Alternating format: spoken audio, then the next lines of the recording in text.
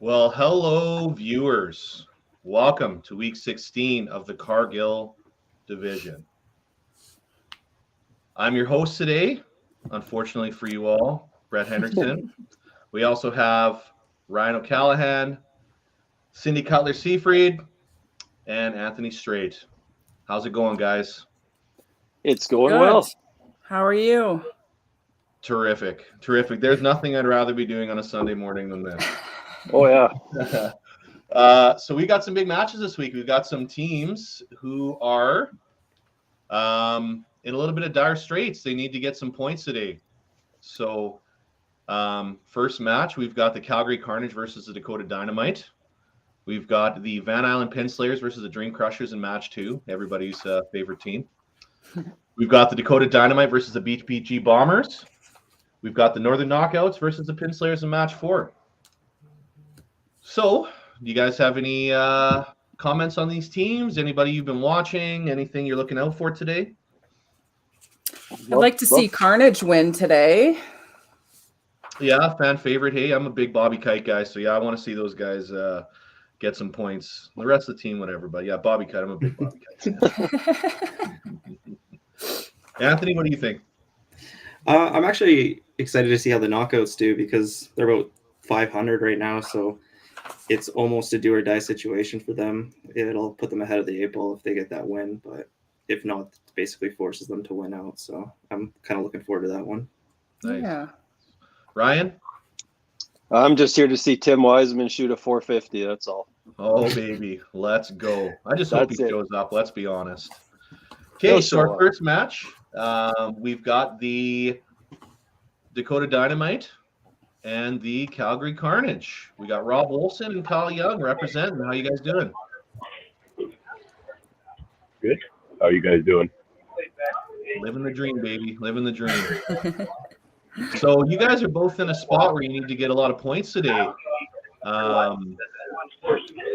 Would you rather be playing a team that's kind of set in stone or at the bottom of the table, or do you like these matches, the ones where both teams really needs to get after it?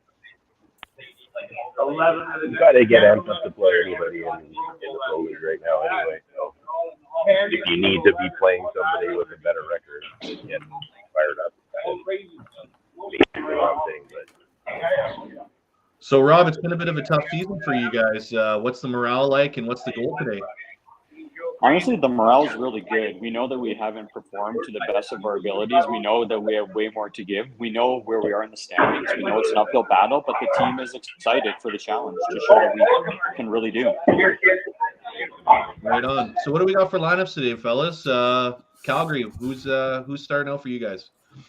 Well, I apologize to you, Brett, but unfortunately we don't have Bobby Kite in the lineup today, so you're forced to watch the rest of us. But we have, yeah, Bobby's on a beach in Mexico, but I'm sure he's watching us. And also Mike is not in town today. So our lineup is we have Kelsey Wilton leading us off, Curtis Kaplan in second, Carrie Snyder in third.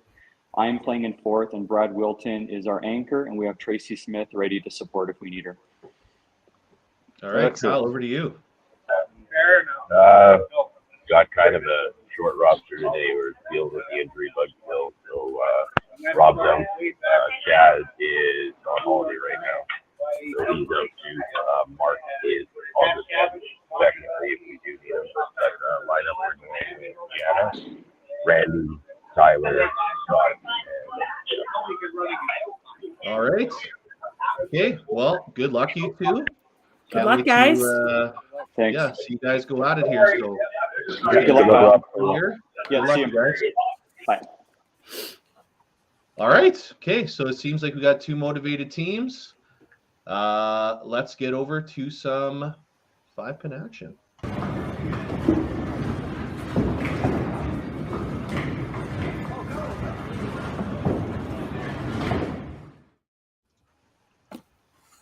All right, guys. Here we go. Bowling time. Woohoo! Yahoo! Yeah. So as Kyle was saying, yeah, they're a little bit short-handed. Let's go over these. Let's go over the rosters real quick here. So let's go over the Calgary Carnage. Anthony Strait, up to you. All right, we got Curtis Kaplan, Kelsey Wilton, Tracy Smith, Brad Wilton, Bobby Kite, Rob Wolfson, Mike Lecoussier, Kerry Schneider, and manager today is Rob Wolfson, but manager every other time is Harvey Poksa. All right, ROC, over to you. The Dynamite, we got Mark Van Dale, Tyler Van Dale, Chad Van Dale, Jana Van Wallenham, Randy Morissette, Scott Barber, Robbie Shanis, Jeff Bourne, and manager normally is Jim Llewellyn, but looks like our boy Kyle is the manager today. Yeah, lots of subs today. Lots of subs today for those guys. So, yeah, well, let's get after it. So, Calgary is bowling out of Toppler. And the Toppler Roses are also playing the same time today. Ooh. Oh, really? So they must be on the other side because Carnage is on what, 3 and 4 today? Yeah, and I believe Toppler's lane is 5-6. So Yeah. they're Oh, right beside each other, beside. actually. Yeah. Oh, well. Interesting. Yeah. So we've got 10th place playing versus 11th place right now. I believe Carnage is in 10th and Dynamite's in 11th, if I've read it correctly. You are correct. Yeah, so we've got a couple teams that absolutely need to get after today, and especially with Dakota playing 2 games today. Yeah. They're really going to have a good show. Mm-hmm. Well, and Dynamite they've only played 6 and they still have 5 games left, where Carnage has played 8 and only has 3 left. So Yeah. this is really do or die for Carnage today. So looks like across the top here we've got Kelsey versus Jana, 2 of Canada's top ladies going at it up in the top spot. And that was the this 3 up on the stream, but Jana did go 3-hole hole in her first frame on Thursday. Oh. So we're gonna look for that to not happen here. That would be optimal, yes. Looks like she's hit some stuff. Oh, The other 3. Well, 3-3. those things are like magnets for her this week. Seems to be having a good time either way.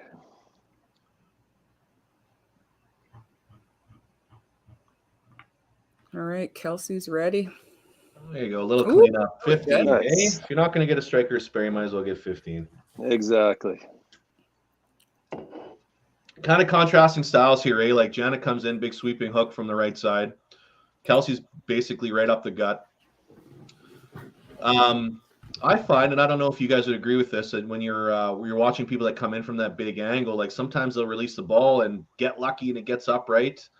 Whereas the people who throw right up the gut, they basically know right out of their hands if it's a good shot or not. Right. Mhm. I'd like to see a good performance from Curtis here. I think the last time I watched, he sort of struggled. So Now, was that when he had his mullet or no? I can't remember. I watched a match a few weeks ago, and it was them. Oh, And I okay. felt- So I he would felt have like his he- haircut. Yeah. You know Also- what? It honestly upsets me when people with good heads of hair wear hats when they're bowling or just living. You know what I mean? And I think Curtis is no exception to that. Well, I was gonna say I'm not used to seeing Snyder with a hat on either. That's No, very that odd for shocked me so too. Must have just rolled out of bed. It's quite possible. I like these Dakota shirts. They're actually kind of sharp. I think I maybe watched a match at the beginning of the season with them in it. Good Well, work by the last Tyler. time that Dakota played, they were very slow on the hook. So Tyler only got to play the last 3 frames of the last game. So I think Okay. he's looking to come out and prove something today. And Kerry with the plow to start here. So I'm thinking Snyder did just roll it back because like he doesn't even look clean shaven like he normally does. oh boy.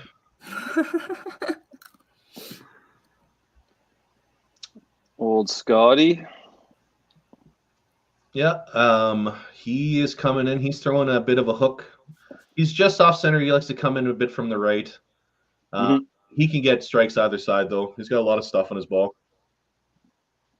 Yeah, he's one of the toughest competitors I ever personally played against, and so is this gentleman. That's their anchor. So, Were you there when he had to strike out of provincials to win the first team?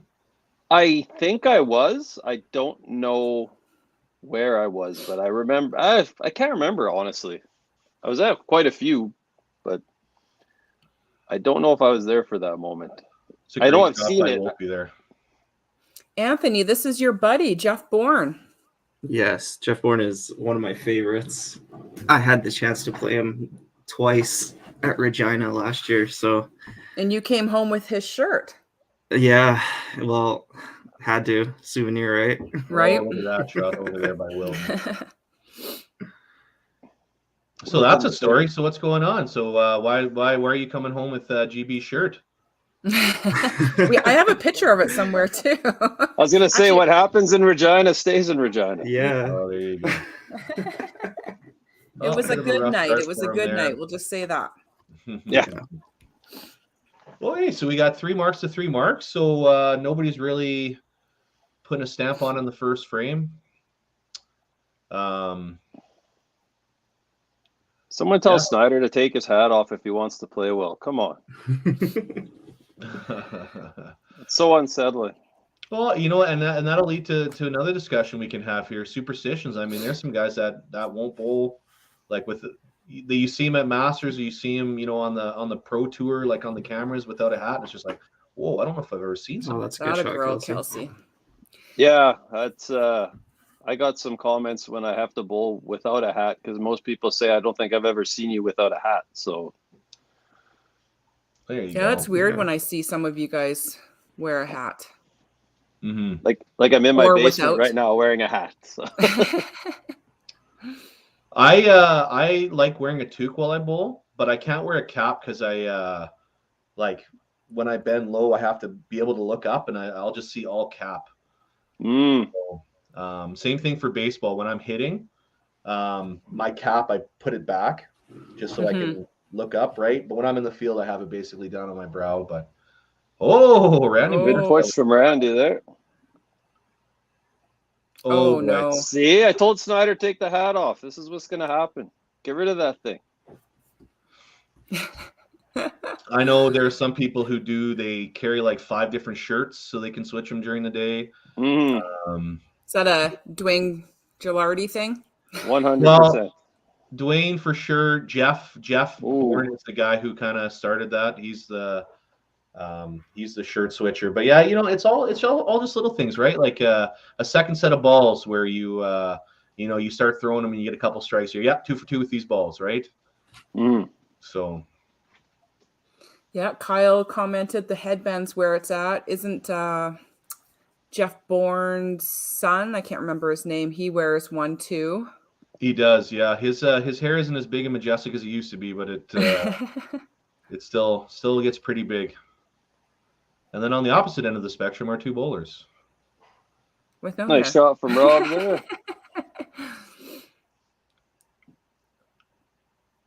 All right, so it looks like you don't really see.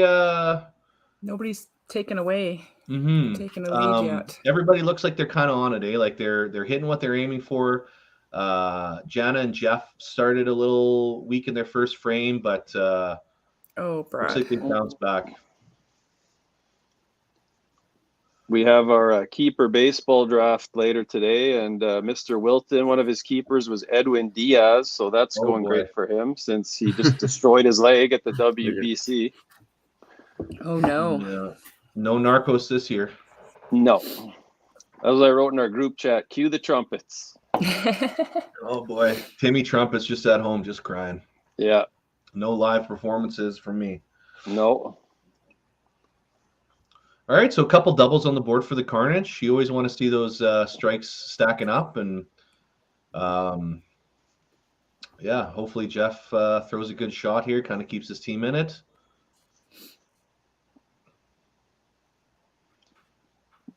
All right. Now, I believe Kyle said that they have Mark. They have Mark Vandell on the here. bench. Now, there's a guy who hasn't played in months. Mm-hmm. He injured his abdomen, and I've been filling in for him in his Thursday league, so I haven't even seen him throw. Maybe he's I just think there that's like for moral last support. resort kind of thing. I still remember he bowled on CBC or TSN back in the day, though. Oh yeah, that's on YouTube. You can catch the one that he won. Mm-hmm. Oh, did he win the whole thing? He won. Oh, spoiler alert! Yes, he did win the whole thing. Oh, I couldn't even remember. That's awesome. All right, so we got 160 to 188. Now I'm trying to figure it out. I think that the score on the left isn't completely added up because I mean, obviously they have the advantage with the two doubles in there. Right. Yeah, I don't think Topplers does but then it. Carey's only got 30 and Brad's open as well. So Oh, there's the third one. That'll be Kelsey. 25% of the way to a perfect game. oh boy, They can't hear me. there, hey? Not holding back. No. Sunday morning. Hey, but let's not poo-poo the fact that Jana responded. She did, yep. After a rough start, obviously a double's nice. Oh.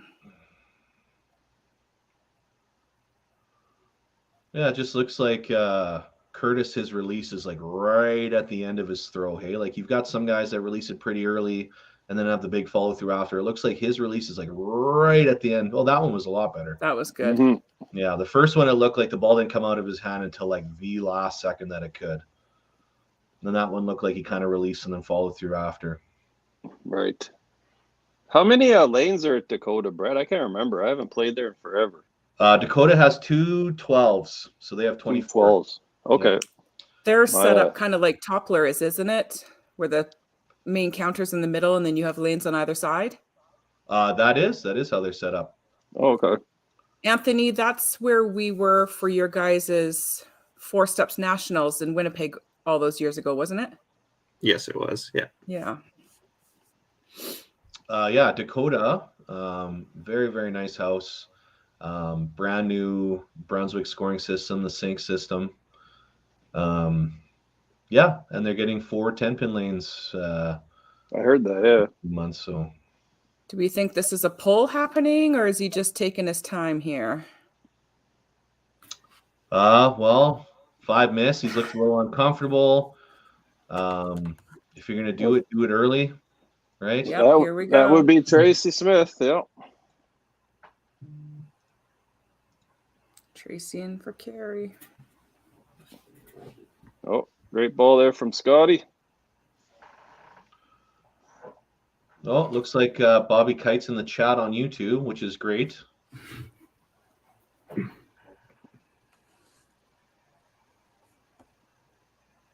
There you go. There he is. Good cleanup.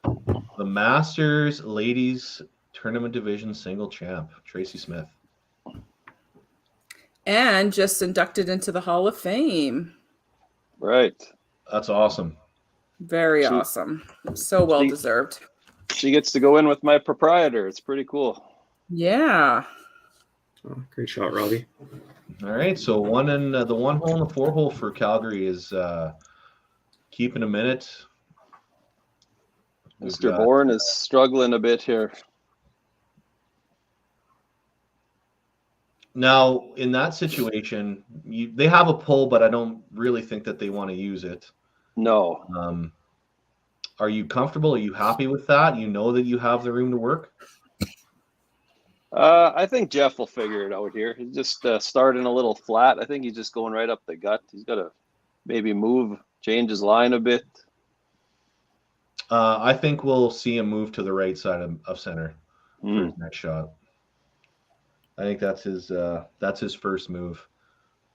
And then Wilton with a couple plows back to back. So I'm pretty sure Wilton throws the big 5-inch 312. He's a pretty big angle guy too. He comes in all the way from that left gutter, kind of that over end.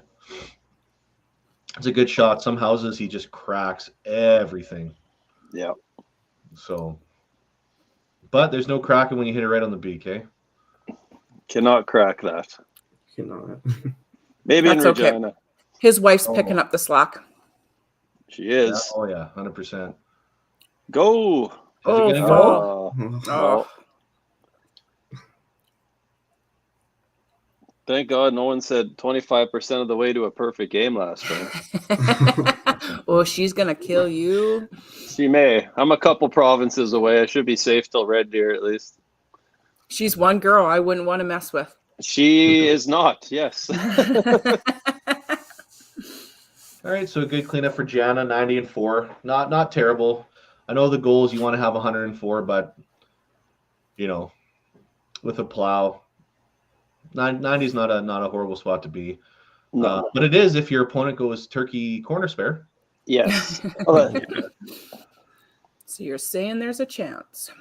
Yeah, well, I mean, they're only 4 out of 10, right? So still lots of room.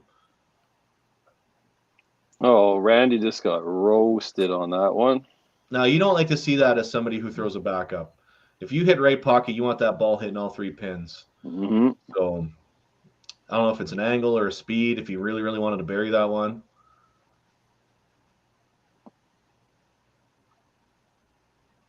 Oh. Oh, and he misses the backup spare. And Curtis with the big spare head-to-head with him there. So that's Now, big for him.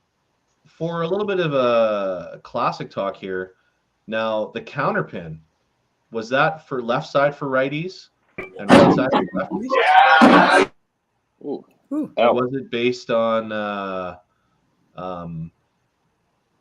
heard it was based on what province you were in, right? So if you threw a backup, but your counter pin's on the left side, that's kind of an advantage for those who threw hooks back in the day, hey? I suppose. I know I'm old, but I wasn't counterpin old, so I'm not 100% sure. Oh, I thought you were on the board of the directors that abolished it. Yeah. Back when we used to bowl outside. Oh, Robbie. Well, somebody on the Dakota side said just stop striking to the 2 that started with turkeys, and they got their wish. Hendo, are you playing open provincials? I'm thinking about it. You know what? I don't mind the price point for 18 games, $200. I like the competition. So yeah, we'll see. I'm thinking really hard about it. I hope so, buddy. Yeah, and it's here too, right? So yeah, in the pig. Good old St. James. Yeah, home of the Manitoba Open twice. Both. Scotty Barber. All right, so we got 454 to 389. Scott holds them in. They got a double up top. I think Jeff really needs a mark here. Big shot from Wilton there. Don't want to get too far down. We've got 4 marks on Calgary's side here. Yeah, right of center. Who called it? They're just going to find a groove, and then we're going to go into commercial break. Yeah. It's like I've seen Jeff bowl before. Yeah. A little fist bump there, even though he didn't get the carry there. I think he liked the shot a lot, so maybe he found what he was missing. You know, one of the things I respect the most about Jeff's, the way he carries himself out there is that if he cleans up a head pin, he celebrates. If he gets a corner first shot, he celebrates. He knows that there are a lot worse outcomes than, a head pin cleanup. You know what I'm saying? Yeah. For sure. Well, great ball there from Jana. Well, we'll have to see if the Dynamite can get within a stone's throw here. Tell Snyder gets big head out of the camera. Right. Your bench. Get out. Yeah. Or take the hat off so we can see more. Mm-hmm. Yeah, that is a bit of a problem. That's it's not good for the broadcast. Oh, Randy. You know who's pocket and keeps the right corner up. You know who's bad for blocking the camera? The kingpins. Robert stands right in front of that camera and rocks side to side. And he's shaking. It's like the TV's right beside you. You don't need to stand here. Oh boy, Randy. really wanted that one. He's feeling the pinch a little bit. Yeah, Curtis had a great strike there. So He's struggling on his 2 pins there. Yeah, and he throws a pretty good backup. So you hope that'd be his money one. I can't recall what his stats were on Thursdays, but I'm pretty sure he's probably over 75%. So.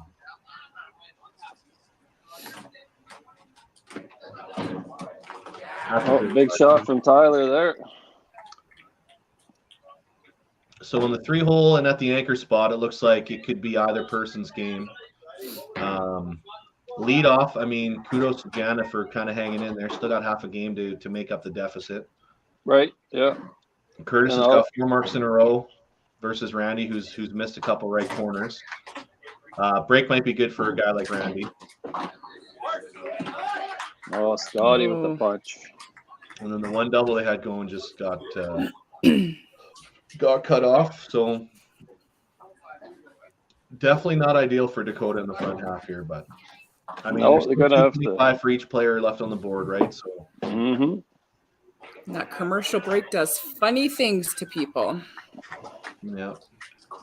Especially if the bar's open. Just kidding. 10:30 on a Sunday? Why not? Early? Well, Toppler, Stacy will be serving booze. Nice. We used to have a league. Caesar, though. You got to go with the breakfast drink. It's either a mimosa or a Caesar. Yeah, that's a good show, Brad. Bourbon. I like the Bud Light apple beer Oh, in yeah. the morning. Apple juice.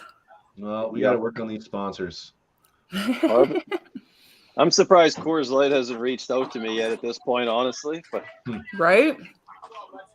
All right. I think Jeff knows he needs this one. If he's been paying attention to the other guys at all. Big shot for absolute bomb.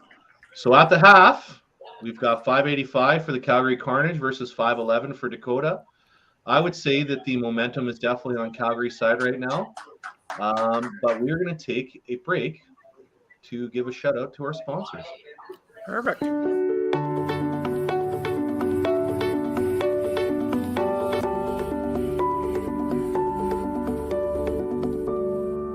Cargill is proud to be supporting a truly Canadian sport like 5-pin bowling. We look forward to watching some great competition from many competitors and bowling centers across our country. With hundreds of locations across Canada, Cargill is committed to helping the Canadian farmer thrive. Whether it is selling commodities, getting agronomic advice, fertilizer needs, crop protection, and marketing expertise, Cargill is here to help. So please enjoy this bowling. Thank you.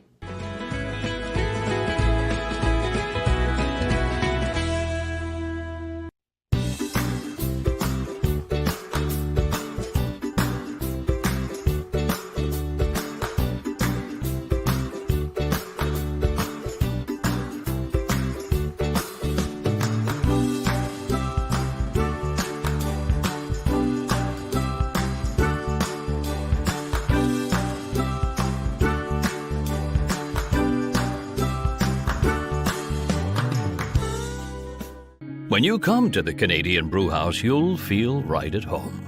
We work hard to make our house your house. With an affordable menu of appetizers, entrees, desserts, beverages, and killer deals on daily specials. At our house, you never miss a play. As sports lovers, we've ensured each location includes over 50 TVs and our signature Jumbotron. The Canadian Brewhouse is the place people want to be.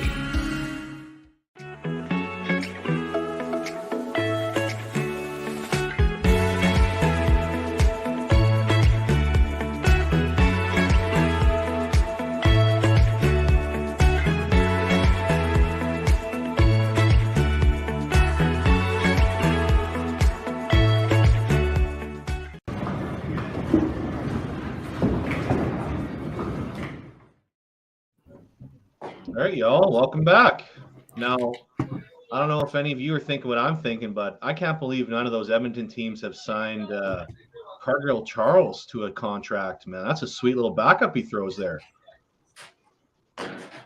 Charles Hahn? Yeah. Is he He's on the a team. He's on the Average Pros. Oh, nice. I guess I haven't seen those guys play. I usually don't tune in those days when they're playing. Yeah, they play. They have the last game today on Home Hardware Division. Oh boy, I'm gonna have to watch those boys. I watched Shoes and Regina. He was firing pretty good. Oh man, that was. I felt so bad at the end of that. I wanted that more than anybody there. I wanted him to make that cut. So I think we were all like that. It was very heartbreaking. Walking in there in the 7th game and seeing where he was at, I was like, "Holy shit!" Like, sorry, poor language, but jeez, I really wanted it for him. That's how bad I swore on the broadcast. Oh man, corner spares are coming up huge for the Dynamite right now. When you're facing a team that's firing pretty good in a couple spots, like you got to take those 2 pins down. Yeah. There we Curtis go. with an absolute rocket. Carnage is coming out hot. So if you're coaching Dakota, you know what's going on, right? Like, what are you saying? Are you taking people aside individually and kind of giving them a little pat on the back and just saying, "Hey, man, like we got a lot of room here," or you just kind of let them go? I think the majority of them have been in the game and in these situations enough where they kind of understand what they need, and feels to me like they're kind of pressing at this point, like Trying too hard to make something happen, eh? Yeah. And it's hard because they need a couple more wins to climb the ladder for the standings. Right. So they know that this is do or die. However, do you think maybe in the back of their head just a little bit, they're thinking, well, at least we have another match today where Carnage knows like this is it today. Like Right. we have to win. I don't think Dynamite can be thinking like that though, because they take a big L here, then all their backs are up against the wall too, right? And you're playing with just kind of a skeleton crew, right? Like, yeah, they do Right. have Mark on the bench, but is he actually able to play? Well, yeah. And when you only get 11 games, how many of the we'll get them next times can you have, right? Right. There's not a lot of them. Great shot from Tyler there. That's a key match there in the middle right now. That, you know what? That's one of the spots where Dakota can scratch one out. And got a good old chuck frame there for Carnage. Wilton with the turkey. That's a huge frame coming out of the break. And they're all working. They're working 4 doubles there now. So. Yeah. Oh, big one for Scotty. Like I said, these Winnipeg guys and girl are all consummate professionals from what I've seen. I've played with Tyler at the Manitoba Open a bit. I don't know him that well, but the rest of them have all been in the fire many times. So. For sure. I mean, you know what? He's your typical young guy, just super tough on himself. Mm-hmm. Nice shot. There's a classic Jeff Bourne right there. Right, like as you get older, it's not like you're not critical of yourself anymore, right? Mm-hmm. But you also know that it's not the be all end all. You know what I mean? Like nobody averages 450, but No. it's tough to see, but it's easier the older you get, right? I would agree with that. It's you kind of realize the mistakes of your youth as you get older in this game and try to correct them. So you know what though? Definitely some people need to play. Some people need to play at that where they're at that critical point the entire time, right? That's why some people, after a qualifying shift or after a day at Masters or a day of the Open, they're just done. Mm-hmm. They're at 115 kilometers an hour the entire time, right? Or, sorry, that's me being conservative. I know a lot of people watching and in this chat probably drive at 130 plus. Yeah. But, if you're revving the engine the entire time, like it's hard to come down from that. Oh, for sure it is. Yeah. Well, double up top, stymied by the old head pin up at the top, but she's very, very comfortable up there. Oh, very much so. Yeah, she's got. Jana's got a 279 max, and Kelsey can 30 out for a 300, so she's probably feeling pretty comfortable up there. This would be a big shot for Tyler to put Tracy behind the 8 ball here if he can make it.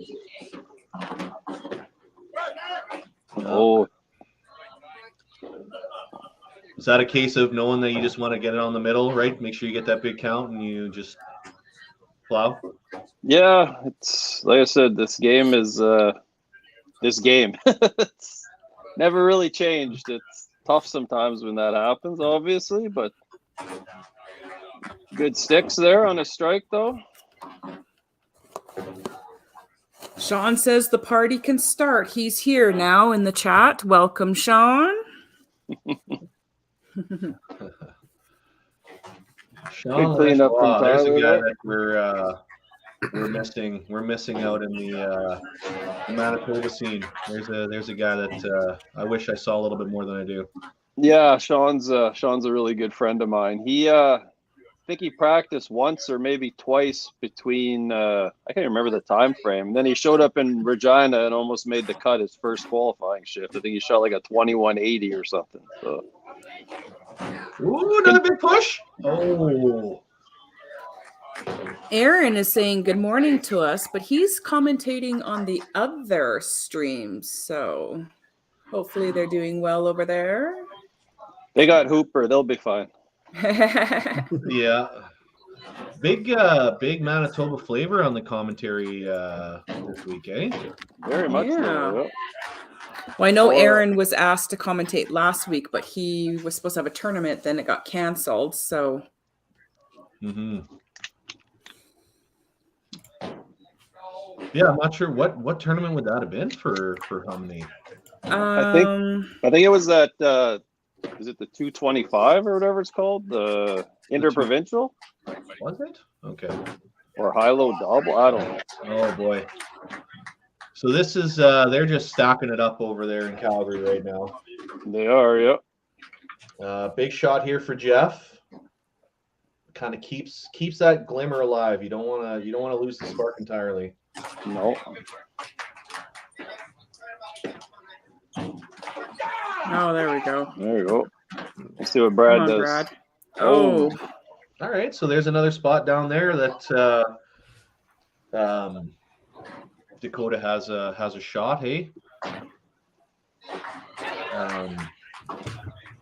yeah, this is definitely not the way that Dakota wanted to come out. And I mean, I've talked to those guys a bunch, and they feel like they've kind of given it to their opponents. You know what I mean? Like they haven't come out and really shown what they can do, really. Right. So would you say this is another case, right? Like with Randy missing a couple corners, Jana missing a corner, snorting 3 pins in a couple frames, right?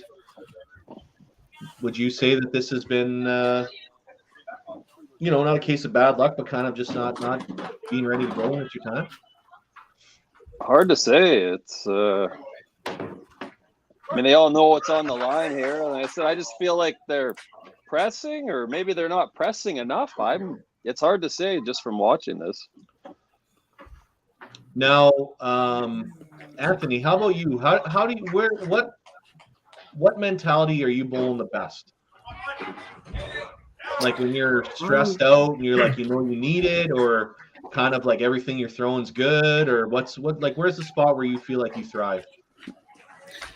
Honestly, I feel like I thrive when there's more pressure, just because my big thing is like I lose focus if it's like a qualifying shift or I don't know, middle of a match. And I just find that once it comes down to the big moments, the focus is obviously there a bit more. And obviously when you're focusing more, that's when you usually execute best. So that'd be my answer. Okay. So then we would say you're kind of where Jeff is at, right? He's getting fired up through a turkey because he knows he needs it now, right? Yeah. And he just kind of sees his team struggling a bit, and he's kind of that leader. And knowing Jeff, he's just having fun out there, right? So, yeah, I think Jeff has a lot. 60 people watching the stream right now. Welcome, by the way. Thank you for supporting us. Let's throw it out in the chat though. When you're playing, when you're in a tournament or you're in a match, would you rather be the front runner, or would you rather be the person that throws a 5-bagger at the end of the match to win by 2? Hey, let's throw that out to the chat. I'd love to hear different opinions on whether you'd like to be the front runner or the person who makes the dramatic win at the end. I don't know why we're not able to comment in the chat. I think you have to hop on that particular Like log stream. in, actually. Yeah. Yeah, that's all right. It's amazing how well some people know their shots. Like Wolfson, from my perspective, that looked like that could have been a bomb. But you could kind of tell by his body language that he knew that it probably wasn't going to be good. Hey? I think even some centers, you kind of know what's going to happen when you get used to them.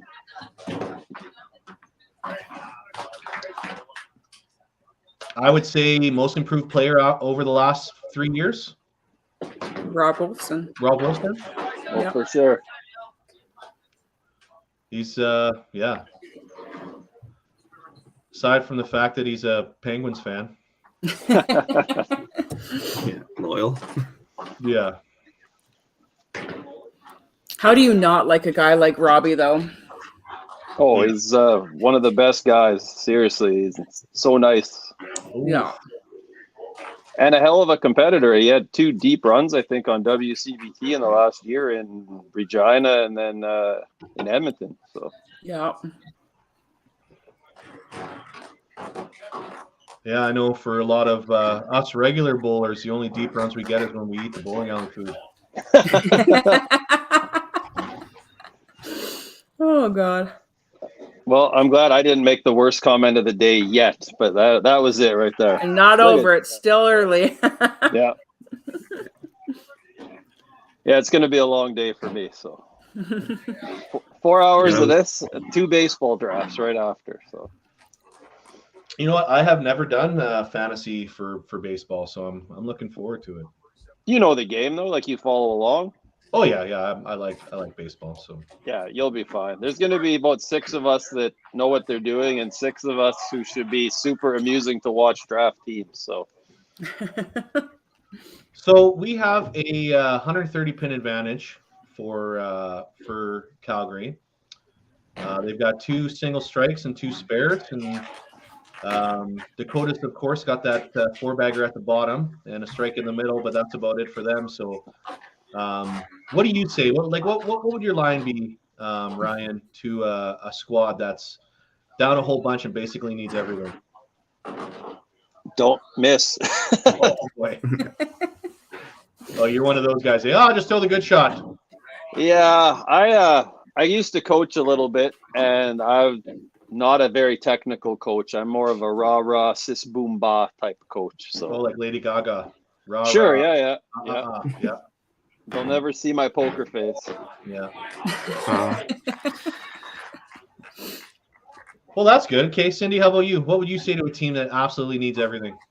For 2 frames? I feel like I don't coach because I'm probably that hard-nosed coach. I'd be like, do you guys want this? Because you're looking like shit. You don't act like you're wanting this. So like dig Yeah. deep, figure it out, or go the fuck home. Mm-hmm. One of those ones Which where is you ask not- them- Yeah, which is not probably the best approach, but I just say it like it is, and whatever's in my head, it's coming out, and sorry if you take it the wrong way. You know, I'm just glad Cindy said the first F word of the broadcast. Yeah, I sure did. Yeah. you know what? To be fair, though, to Cindy's comment here, like, why is bowling different than any other sport in that there are groups where they are the get your head out of your ass group. You know what I mean? Mm. And then there are the groups that are the baby gloves where you need to say, hey, remember, you're great. You know, you've been great. Just, channel your greatness. And then there's some people where it's like, hey, what does your lower intestine look like? Because that's what you're looking at right now. Yeah. Your head's so far up your ass, right? Yeah, I'd rather have someone tell me get my head out of my ass, you're playing terrible, than oh come on, you're shooting well. Like I don't like that. Don't talk to me like a child. Okay. Tell me I'm shit and you'll fire me up. Okay. All right. I run a ball team, and I tell our team that all the time when we're in a playoff game or whatever. I was like, do you guys want to be here? Because like I didn't fight all weekend to make playoffs and come here and then just diddle daddle around. So I either show up or go home. Exactly, yeah. No, I like that kind of attitude. So But when you take all these respective sport courses, I don't get the answers right because that's not how you're supposed to treat people. yeah, that's why I don't coach as an adult. Right? I don't. So I think I would be a little harsh on people. Maybe I don't want to say like overly critical, but if you know people's styles and how they should be playing, and they're not playing like that, it should be Right. making you mad as a coach, right? Like, right. oh, Jeffy with the punch there too. So Jeff is going to be at 223, 235-ish at the end of his frame here. Mm-hmm. And Kaplan, if he spares this, or if Brad spares this, which he does. That's And he huge. does. Yeah. Still in the They're driver's seat. right beside each other. So there's a point that we can look at there at the bottom. I mean, Calgary's scratching. They want every single one. They need every single one. Yeah. Because so Dakota shut out up top. Are they shut out in the second spot too? I think they are. Yeah, I would say. They are shut out. Oh, they're not shut out in the third spot. I would say Tyler's got a pretty good handle on that game. Well, We Tracy got can still bang 234 out. max, right? We got a Yeah. hit. He's at, yeah. Not. I mean, we've seen it before here. It's not set in stone, but yeah. So I think best case scenario is probably 6-2. Yeah, that's Dakota's best case for sure. What do we got going in the comments here? Tommy Tompkins, Cindy will be the best bowling coach ever to do it. I think that's a compliment. Hard to tell. Hard to tell. I'll take it as one.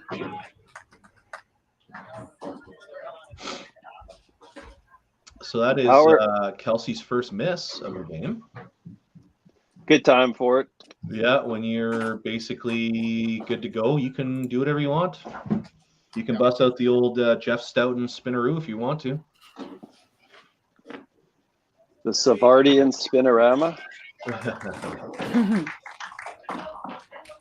All right, well, Jana gets over the hump and scratches out a 207.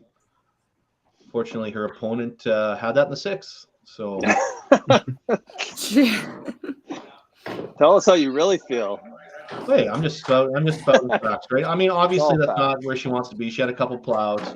No, obviously. Couple frames where she didn't start the best, where you throw a 3-pin and you know it's spareable, but you don't want to be staring at that when you go for your second shot, right? So you're kind of putting yourself behind the 8 ball in that spot. But. Right. I'm not sure I've ever seen Randy struggle like this. I've played him quite a bit when I was younger too. I'm going to call it now. I'm going to say for Dakota's second match, I bet you Randy goes over 3 bills. Oh, 3.5. Because I think he's going to be throwing the whole time in between.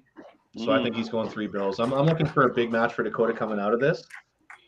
Isn't they're gonna Randy? have to have a big match, Wasn't Randy the one that like struggled last year in Regina and then came out in the consolation and just like dominated? No, he didn't struggle. He just missed the cut. He was 32nd. Oh, was he? He had a shot in 10 to make the cut and he missed. And then he he shot 1,015 for 3 in consolation, and Brad Titgat shot 1,000 and didn't get to play. Oh God. Which is insane, just to say that out loud. Yeah, I shot 1,000, but I didn't quite make it. So with that corner pin, Tyler secures the first point for Dakota. Yep. Good for him. Yeah, he's going to be good. He's going to be good for a long time. I really hope he comes out and plays everything. Oh, for sure. Yeah, he was in Regina, I believe. Yeah. He just signed up for the traditional. I got his entry in, so Beautiful. Nice. The host hotel, the Radisson, right? yes. Best breakfast out of any hotel I've stayed at. Yeah, and the restaurant will be open this time. The hours aren't the greatest, but it will be open in the hot tub and the pool again. Nice. Oh yeah, they have kind of like that half waterfall hot tub in the basement there, eh? Yeah. Beautiful. What I like about Red Deer is I just eat my parents' food and then go to the bowling alley. Perfect. Okay. We're going to be running a smoothie bar this year. I haven't posted it yet, but it will be. Oh, what? A smoothie bar, because everybody always goes across the street to Booster Juice. And when I was watching podcasts, they were talking the nutrition segments. Daniel Leffler. I thought, well, So I thought, hey, maybe we should do a smoothie bar. So I brought it to Shelby and he said, yeah, that's a great idea. It's not going to be like a lot of options, like maybe 2-3 different kinds. And then if you want to add your protein powder, we'll have that as an option. And just like, because there's lots of bowlers that don't like to eat or eat heavy while they're bowling, but you still need that fuel, right? Yeah, sure. All right, so coming in at the bottom here, Jeff just stepping up and going. Let's see if he can shut him out. Bang out here. 3 strikes does it.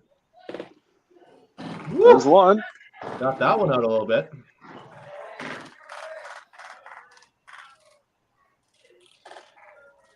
So it looks like Dakota is going to be just over 1,100, and with teams, being at 1,250 or 1,300 in their decent matches, they're a couple hundred pins under where they want to be. Oh, doesn't shut him out. Door's open. So 268 is his best scenario. So what can we do here? So has to be a strike on the first shot for Brad. Actually, has to throw a double now, right? If he picks this. If he picks it, yeah. Yeah, that was a So he's big got to corner. go double 5. Yeah, double anything. Double anything. Cue the trumpets. What's Dakota's final score? What does that say? 1104? Yeah. So looks like best case scenario for the Dynamite is they're coming out of here with 2 points. Yeah. But let's see what Mr. Wilton has to say about that.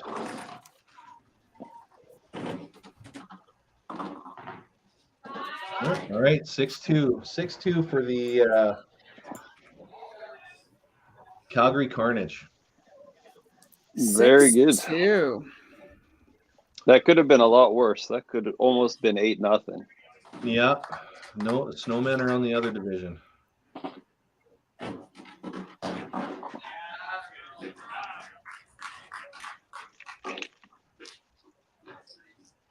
All right. Nice trick shot. So let's get the coaches in here.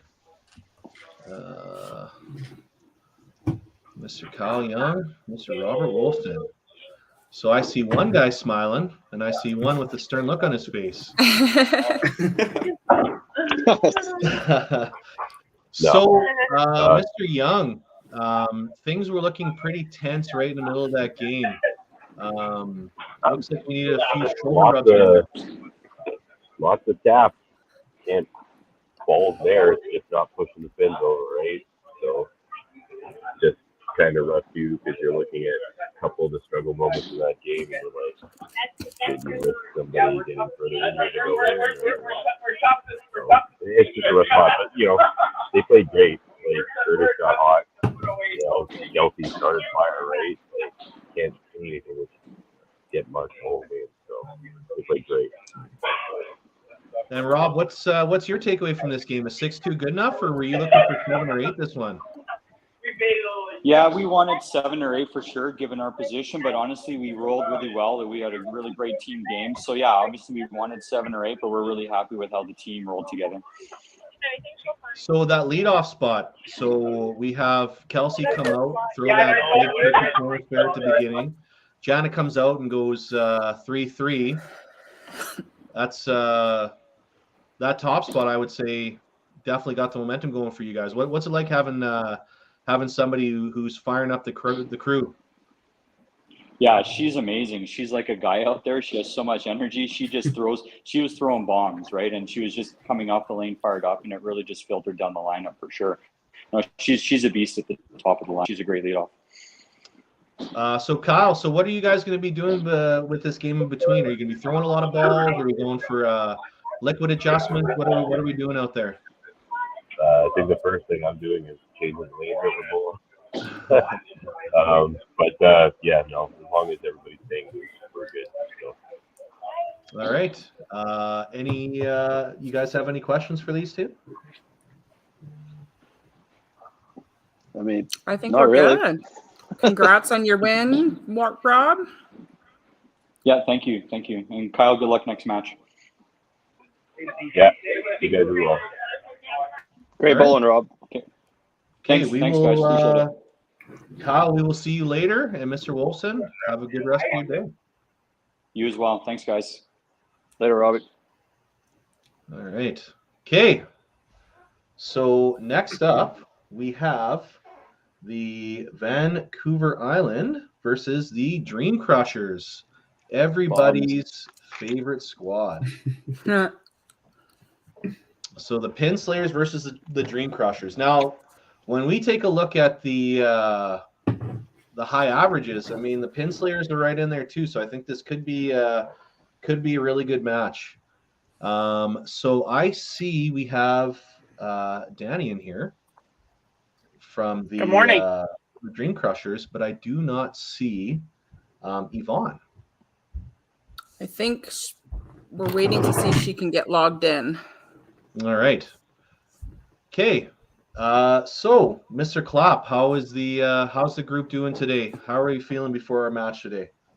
Good, I think. I haven't seen anything. I'm remotely coaching, so I'm hoping everybody's doing okay. Everybody's there and raring to go, I think. All right. So let's take a look at the standings for the Cargill division. So the Dream Crushers are sitting up pretty, almost at 70% win percentage. And we've got the Vancouver Island Pin Slayers that are kind of mid-table, and they really, really need to get a win here just to get over that 0.55.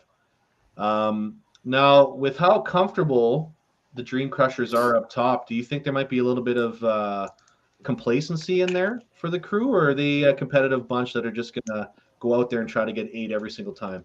Well, I think they're pretty competitive. I hope there is no lackadaisical bowling today. I hope everybody comes out and gives it their best and bowls to their potential, because we have some great bowlers on our team. Just a couple. Yvonne has joined us. How's it going, Yvonne? Going good. Awesome. We're How's all the group excited. feeling today? Team's feeling good. We have one interloper with us today, though. So we have a bomber member here. So I think he's spying on us. Mr. Cummings. Right on. So this is a big match for you guys. You guys are kind of at that cusp of making the playoffs. So Yeah. So we're hoping for the best. For sure. So let's get some lineups. So Vancouver Island, who's starting today? We have Carol, Morgan, Dawn, Adam, and Sean. And on the bench, we have Hank and Kim. All right, Danny, how about you guys? Dexter, Caitlin, Katie, Tim, Adam, and Carrie and Gary on the bench. All right. Okay. You have no Victor today, right? No. Well, I'm sure he's there cheering. He just wasn't in a lineup, so. I don't think he's there yet. Okay. 2 solid lineups. This is going to be a great match. Good luck, you two. Good luck. Whew. All right, and we will see you on the other side. Okay. Good luck. Great. All right. So next up, we have got the Van Island Pin Slayers versus the Dream Crushers.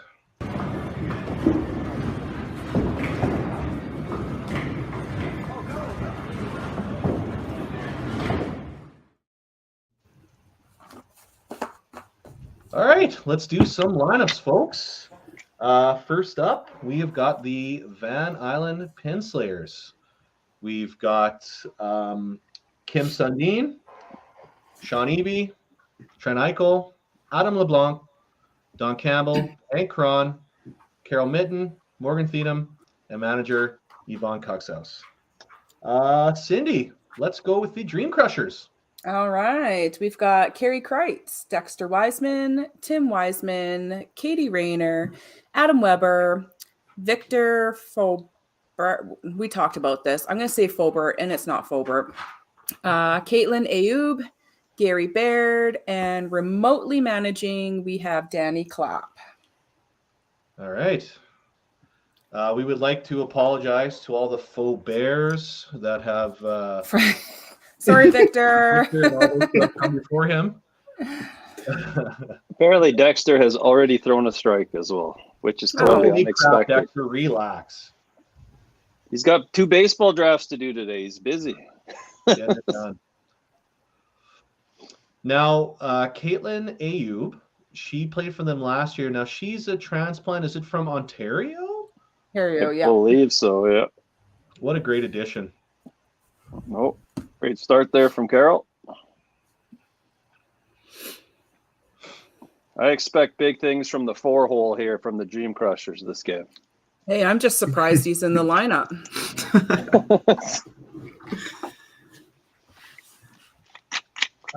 That's some confidence that you can't put a price on that. There you go. So the Dream Crushers went with 2 ladies in the lineup to start. Same thing with Van Island. If you have 2 or 3 really strong ladies on your team, just the flexibility that it adds when you have anybody can get pulled for anybody, right? Like there's no, 1-for-1 switches. I think personally, I think that's a huge tactical advantage. Oh, for sure. All right, let's see how Tim Weisberg does on his first shot here. Plow. Plow. Still got 420 on the board though. That's right. So now these guys have played on 1 all season. Where do the Bombers play when they go? Are they on the complete opposite end? Is that where they play? They were doing 15-16 at the opposite end. Same with the average pros, but the last couple times the average pros have been playing on 3. There's been kids tournaments going on. Oh, okay. So it depends on what's going on in the building. But normally if it's not that busy, they'll have them on opposite ends. Okay. Yeah. All right. So we've got the anchor going at it for Dream Crushers. Definitely the quicker squad.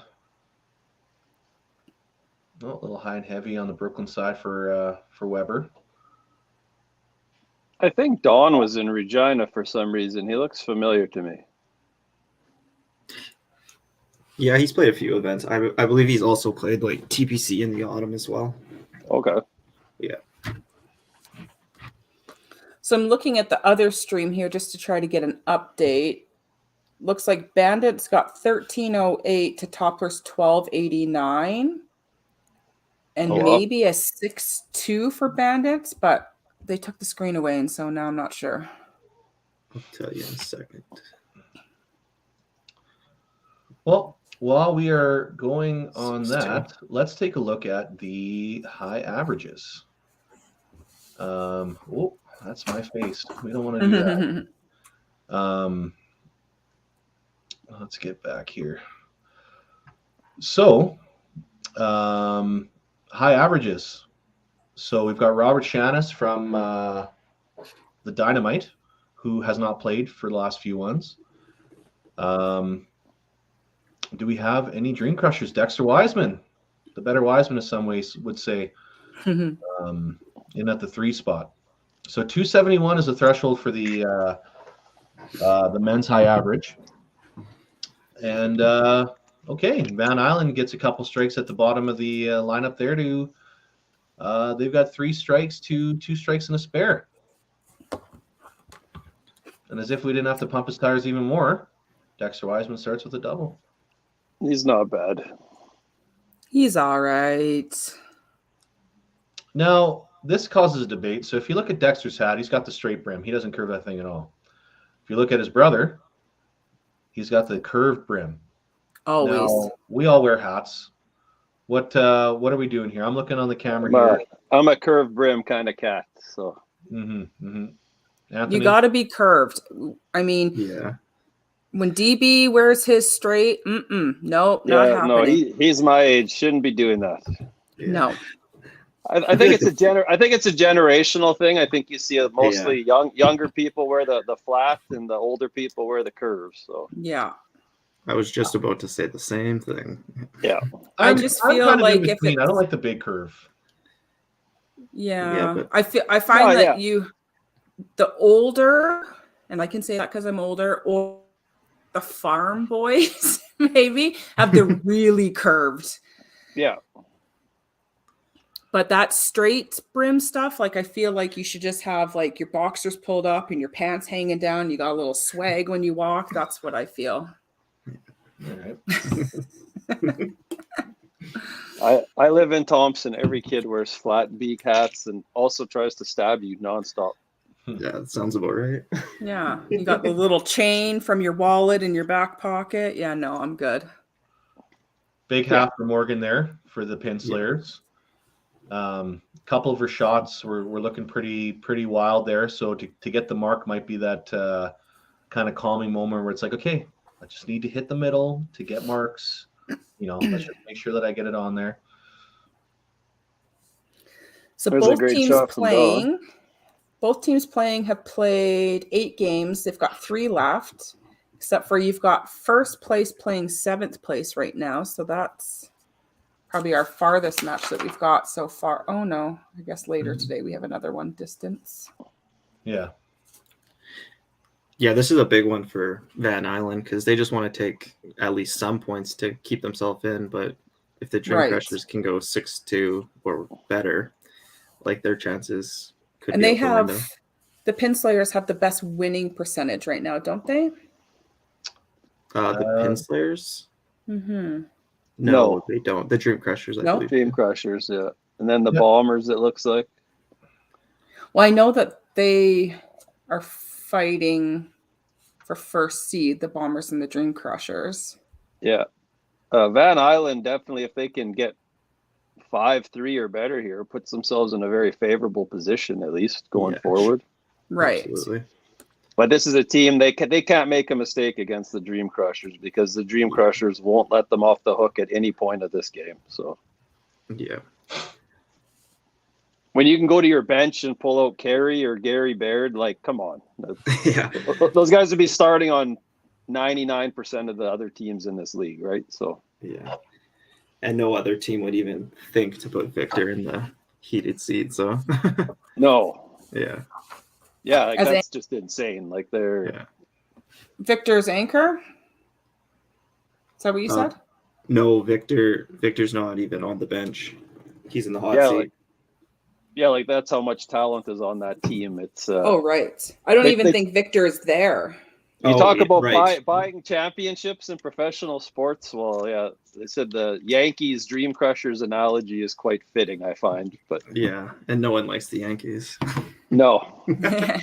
Big half from Sean there to kind of keep everything close. Again, it's one of those ones where you don't want to let the Dream Crushers get too far out in front of you, right? So. No, Van Island started great. Like they're for the most part putting marks on the board and cleaning up. So we got a tie game, don't we? Oh, Dexter with a head pin. Let's see what Carol does here.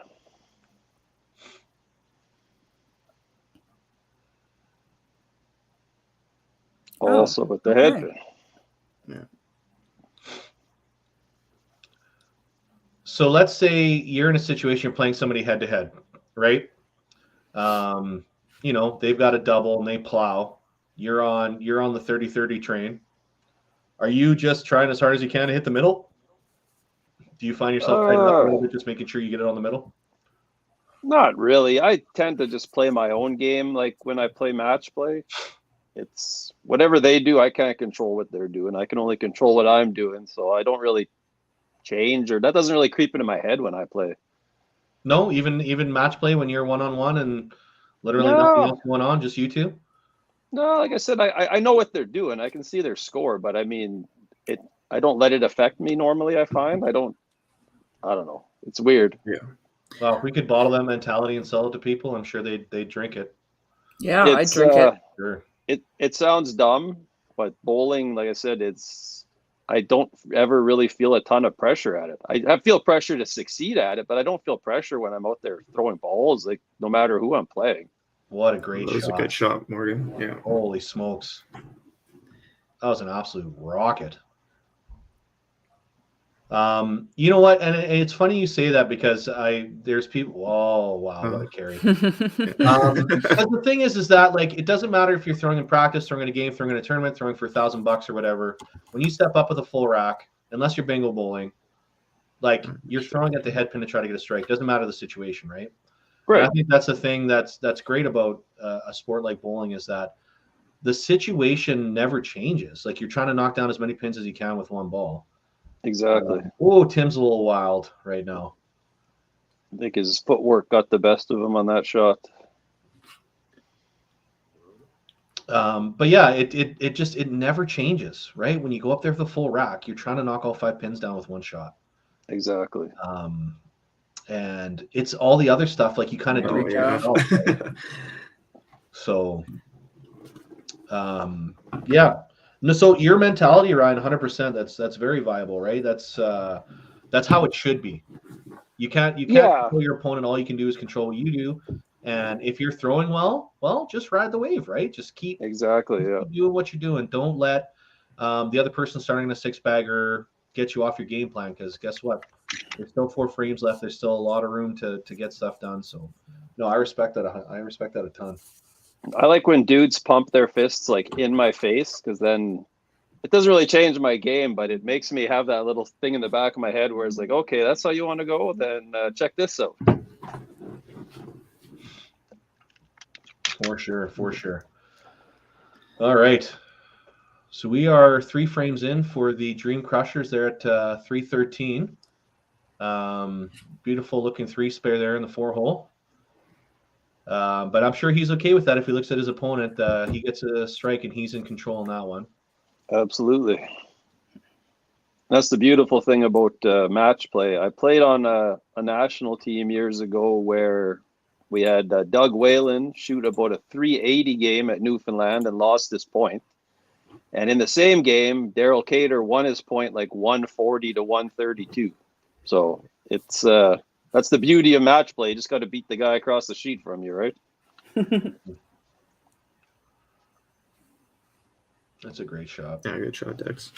You know, the thing is about Dexter and Tim, when they throw that right pocket shot, there's a lot of people that throw from the same angle, but they throw such a brick that they're always getting the right corner from that angle, eh? Mm-hmm. But it must be the spin. It must be, you know, maybe the way the ball they throw, right? Like there's just something about it. They carry that corner.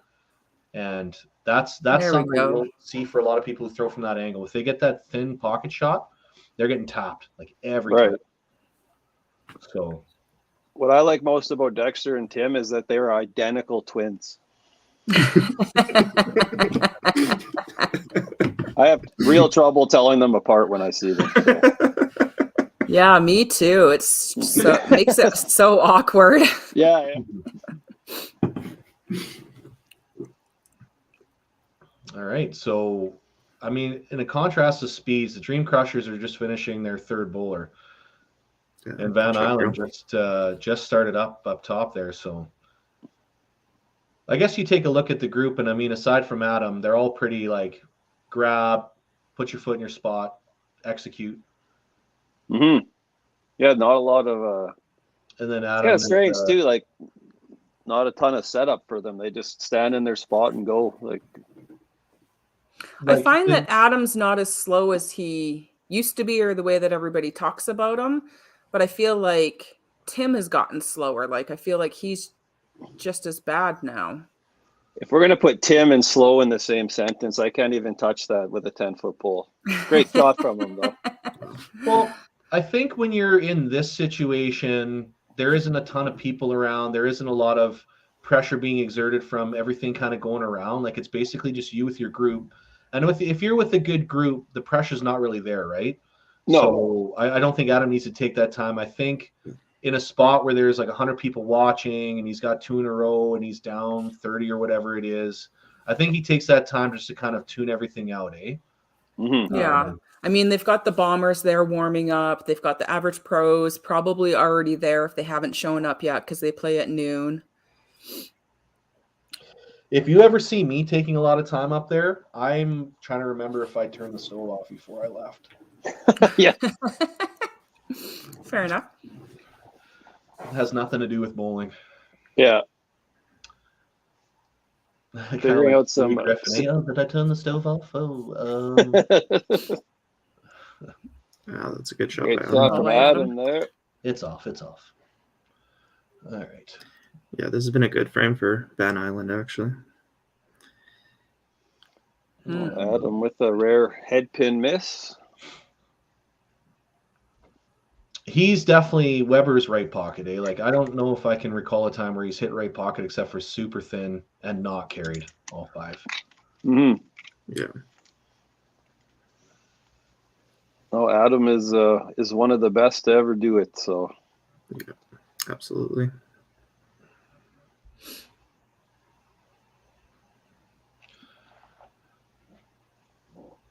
All right, so a little corner spare at the bottom, and we're basically even up there. No runaways anywhere. No, very close match. Yeah. It's a tight game. Keeping it tight. Oh, big miss there. Okay. You know what, though? He's 104. I mean, yeah.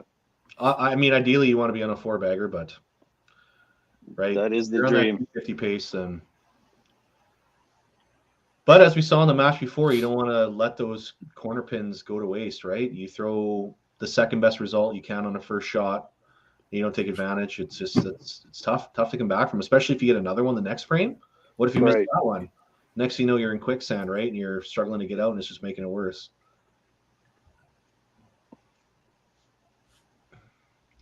Okay, so 4 in. We got 438 to 446. We got a double counting up top for Morgan on Vancouver Island. We got a couple strikes and a spare for Dream Crushers, so that's a big spot. Woo! Ooh, squeeze. Get the break.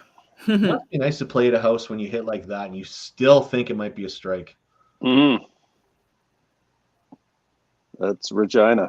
Just throw it anywhere within 2 feet of the head pin. It's a strike there. So.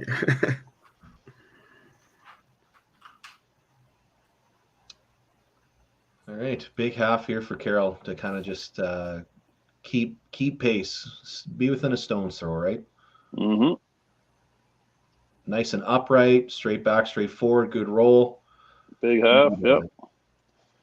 Oh, the leaner. Gets it. As soon as Kaylin leaned, I knew that pin was going to carry. Well, and that's what you want to see, right? You start with a couple plows, go with the 5 spare because you don't want to punch 3 in a row, right? So you miss on purpose and then double it up after, right? Mm-hmm.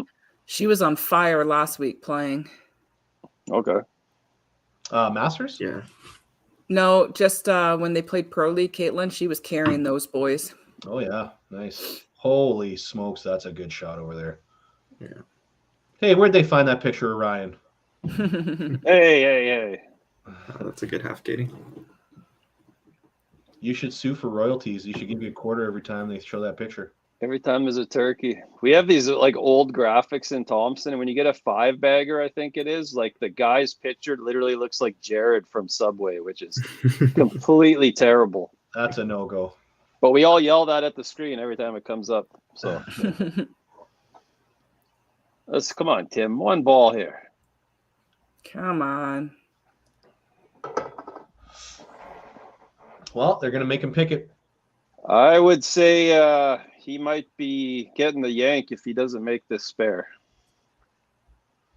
This is it's a close match, so you don't know. But that's a big shot there. Did hit me? I got a boy. A great half. Now the question is whether he did his stretches or not. Oh. Did you remind him to do his stretches? Well, he should be with the way that his body is lately. He should be, but his physio guy is out of commission right now because his wife is having a baby, so he hasn't been able to go. I know I've caused him a great deal of stress with our we have a keeper draft coming up this afternoon, and I'm going to take the guy that he wanted because I get to pick right before him, and I think he's a little upset at me. So don't check my phone later today. Okay, got it. He will be complaining about me taking all the players he wanted. Oh, I'll be like, my phone died. Sorry. Yeah. Oops. Fell in the toilet. Yeah. All right. So at the half for the Dream Crushers, they're at 566, counting a double, and everybody's on a mark. Can't see there, but their number starts with a 5 over there for Van Island. Oh, a little push. No, again, they're going to make him pick No. it before you give him another one. Oh, somebody must be listening. They're moving the camera for you. So 5:36, so a spare here and there right there as well, and everybody's on a mark. So Yeah, it's going to be a great back half. really good match. Yep. Oh, now no one knows what's happening.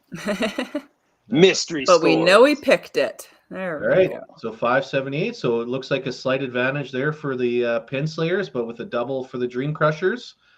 Yeah, very, very close match. We are going to cut to commercial. We'll be right back.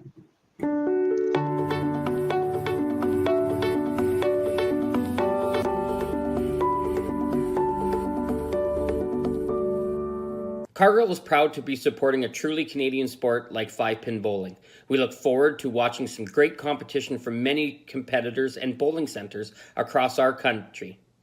With hundreds of locations across Canada, Cargill is committed to helping the Canadian farmer thrive. Whether it is selling commodities, getting agronomic advice, fertilizer needs, crop protection, and marketing expertise, Cargill is here to help. So please enjoy this bowling. Thank you.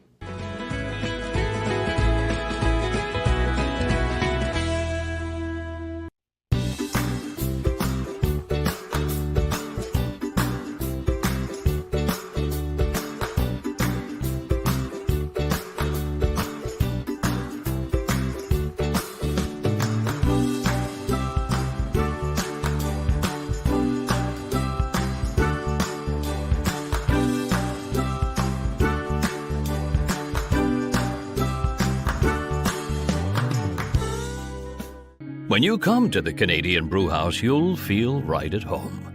We work hard to make our house your house. With an affordable menu of appetizers, entrees, desserts, beverages, and killer deals on daily specials. At our house, you never miss a play. As sports lovers, we've ensured each location includes over 50 TVs and our signature Jumbotron. The Canadian Brewhouse is the place people want to be.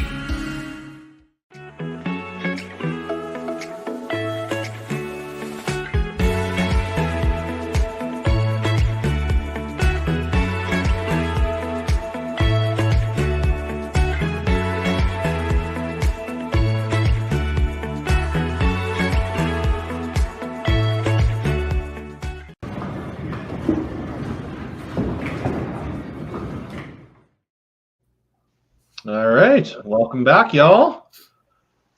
What up? Yeah, here we go. Second half of what's shaping up to be a great match. A good old-fashioned barn burner. I'm a big fan of the term slobber knocker.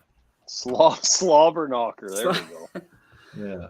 So it looks like Sherwood Bowl is a busy house today. They've got the Bowl Alberta doubles event going on as well. Oh, really? Yeah. Dexter with a rocket right out of the break. And nice response from Carol. What a great advertisement for this league, right? If you have all that going on at the same time, people slipping over and watching a little bit and seeing the great game that's going on, that's wicked. Oh, there's definitely people there probably going, oh, look, it's the Dream Crushers. Right?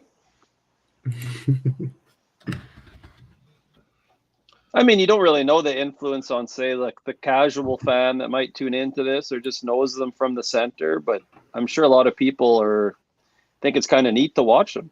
I mean, if I was a casual bowler and saw a bunch of like professionals playing, I'd be interested in it. Well, think about any time that you do a youth/adult tournament, right? Mm-hmm. Some of those juniors or bantams or even first or second year seniors, if you're bowling with them and you bowl like a 350, they're like, oh my God, like that's the first one I've ever seen. You know what I mean? Or like they're not moving around those high games, and it gives them something to strive for. And same thing with this pro league, right? I wish centers would put these matches on in the background on the TV and just have them rolling in the lounge or something, right? Right, for sure. Yeah, I think Sherwood does that. And these youth are watching, because when we were at the Youth Challenge Provincials at the banquet, the Dream Crushers gave away 2 of their hats, and let me tell you, there was boos. Like people were just booing them like crazy. It was hilarious. I love that though. I love that though, and they embrace the roles of villains, I think. Oh, for sure. I mean, when you're in that top spot, you have to. You know that people are coming for you. Great shot by Tim there too. He felt the Much hook as- scratching his back, eh? So Oh, he's for sure. Can we just talk about how much of a big momentum stop that second spot was, though, for Van Island? Oh yeah, for sure. That's that plow, and then missing on the second shot just to did that pin count. I know they still got the advantage. They both bang out. She still wins, but that's a tough go when you're on to go 5 miss. And the Dream Crushers are just putting marks on the board. So yeah, they're so businesslike, eh? Like, do they even clap hands after marks? I don't think they do. They don't. They're just there to dominate. They might not even speak to each other. They're all just hired guns, not friends. They are known for always coming out from the commercial break, usually on the upper side. Okay. But now that I said that, I'm scared I've jinxed it. Yeah, those smiles are so fake. They're just there for the money. They don't actually give a crap about friendship or anything like that. They're just there to. Katie is clearly fake laughing right on camera, just to placate Tim. Yeah, Tim, you're the funniest, man. Holy cow! I am loving their new shirts though, and it's not because my logo's on it. I'm loving the black. I wasn't a big fan of the blue, but I am loving these ones. You know what? In my opinion, like what's the theme, right? Like, are they blue? Are they red? Like let's pick something and go with it. You know what I mean? Dream Crushers, like, figure it out. They got the alternate jerseys on. They've got home and away jerseys, but they're always at home. Not always. I kind of wish I knew what Katie was saying there. Yeah, me too. She's got jazz hands. Oh, she's gonna look back at this and be like, "Oh my god." So big contrast in speeds here, hey? So Dream Crushers have been, whether by virtue of getting more marks or whatever it is, like they're done by the time Van Island's in their third or fourth bowler every time. So always, it's very rare that you'll see them being the team that lags. Mm-hmm. And you know what? And you're talking about them coming out good from the commercial break, so it doesn't affect them when they do have to sit for 45 seconds to a minute before they bowl again, hey? Yeah.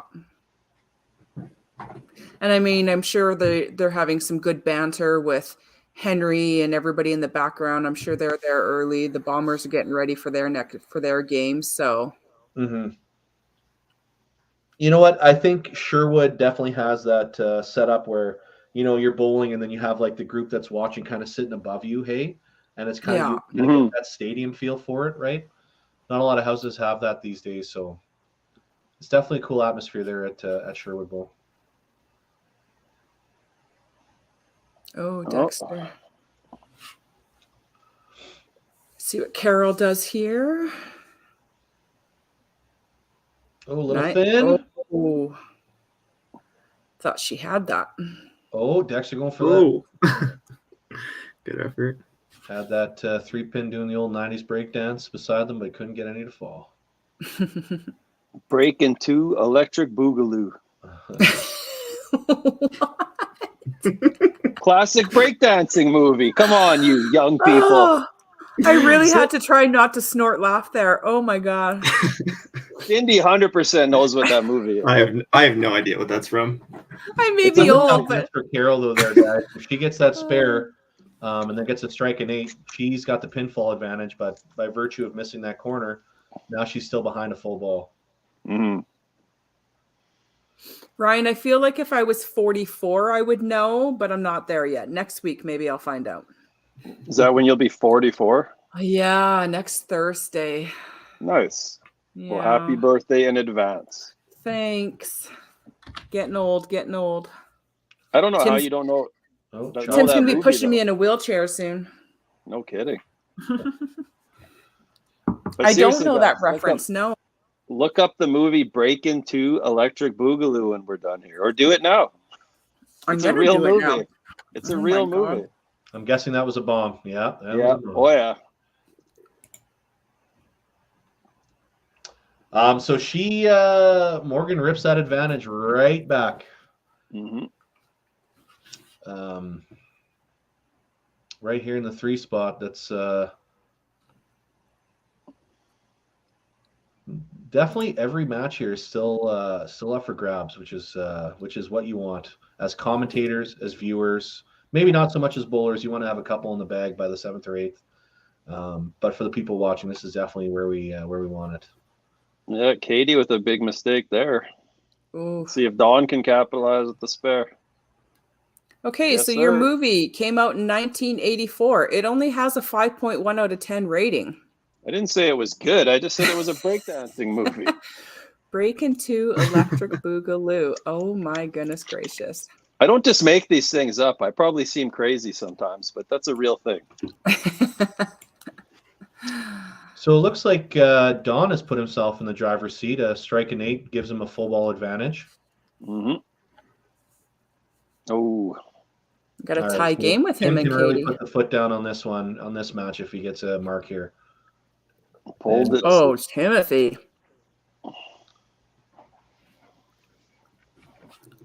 Is it Timothy? Or is it just Tim on his birth certificate? It's Timothy. Hmm. He's got 2 middle names. Timothy Raymond Scott. Oh, Wow. If I ever heard a serial killer's name, it's that. Yeah. after his grandpa and after his dad. Oh, okay. That's way more respectful. 2 serial killers. Right? Tim Ray Scott sounds like a country singer from the 80s. Yeah. I also believe he did the soundtrack for Breaking 2 Electric Boogaloo. Oh my god. Oh god. Well, with no one, everybody's open so far for the Dream Crushers, and we got a couple marks for Van Island. So I think Adam realizes this. I think maybe a little bit more time here than he has been taking, just because he knows this is a big spot for the squad. Look for he's the guy. Here Yeah, if he throws a good shot. he's the guy they look to carry him. There he goes. There we go. He knows it. The team Oh, knows a little it. emotion there, I And, think, on that shot. He's like, I'm not coming out of this game. Yeah. It was weird to see him out last week. Mm-hmm. You know what? Yeah. I think, honestly, if Sean spares us up, I know it's tough because he's the lefty throwing it across. But honestly, if you're Van Island, you're not feeling too bad about it, right? Like, Oh, Tim's being pulled. Tim's being pulled. Yeah, Carrie's coming in. Oh boy. It might be the right move just because Tim still had a slight advantage there, but yeah, a little bit inconsistent on the head pin. It's a bold move, Cotton. Oh, Carrie's wearing a hat though. I don't know. Oh. Hank for Adam. Hank for Adam. Oh, they both pulled their 4 bowlers. Oh, interesting strategy.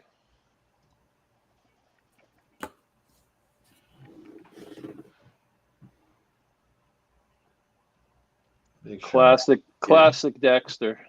Bridge. What do you like better when you see Dexter? You like him left pocket or right pocket? I would say right pocket seems to work better for him. I don't know. He would know better than me. I'm a left pocket guy myself, but when I throw it, I'm just happy if it hits any pocket. So, Yeah. Oh boy. great shot from Caitlin there. Looking for the blitz here.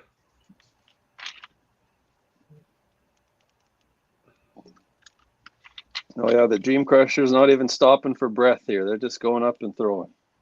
Oh. Katie with the plow. HP is good on stake, not on bowling lanes. Yes. So now Don has a big shot here. He's not up yet. Sorry, Morgan's still got a ball here. Also a big shot though. Double up You here. don't want to lose Huge. that advantage. You think she's good with a hit spare here?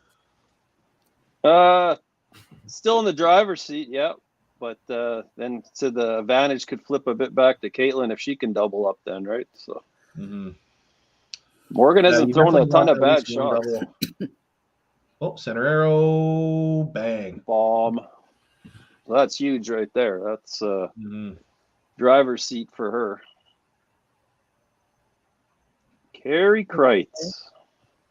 Man, what an absolute beaut. The only So person with his shirt tucked in. So Tim Consummate was in professional. his match, but then he threw that 3-pin. I think Danny was just waiting to want to pull him. Oh, Don with the plow, hey? Ooh.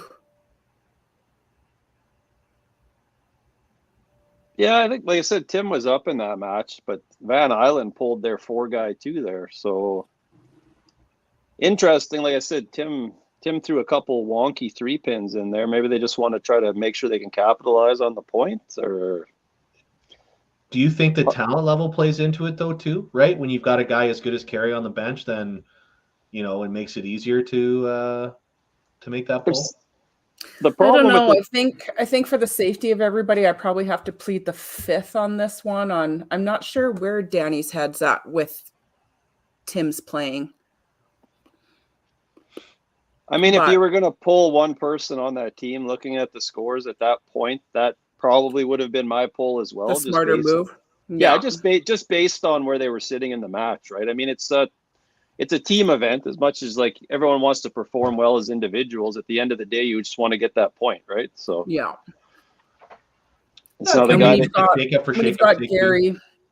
Gary and Carey coming off the bench, I mean, with that team, you can't go wrong anyways. Either of those guys are going to be a gem coming in. Right, and like I said, a lot of like professional teams. You talk about some teams having a 1A and 1B. Well, the Dream Crushers have a 1C, a 1B, a 1E. Right? Yeah. Like they're all that good. Where there's no one you can say is really that much better than someone else. Like right. No, it looks like the bottom is where the Dream Crushers can really pull away here. Yeah, because that's the difference so far, right? Like it's a 40-pin difference, and it's 40 at the bottom because everybody else is just kind of canceling each other. Yeah, Sean needed to do something there and kind of opened up. Well, open with no hits. Did they break a string on lane 1 here? This is I don't know what's going on there. You know Hopefully what? not. Tim's calves are blending in with the white. I was gonna say Tim's legs were whiter than the pins. I was like, I don't come think back that, from Mexico. Hey, I was a very good mother. I kept them sunscreened, in the shade, hats on. They don't look like they got any sun. Well, he's got a little bit of sun, but I couldn't help the booze consumption, though. Couldn't help you there. It happens. Yeah. I'm excited to try my first beer, so. Let's see what Mr. Weber does here. Oh, I think you missed. Oh, a 3-pin too. That could have been like stranglehold, GSP on your back, holding on for your life, and not much you can do about it. But I'm so disappointed in the UFC yesterday because my boy Kamaru Usman lost again. I think he might be done. yeah. Oh, punches it out.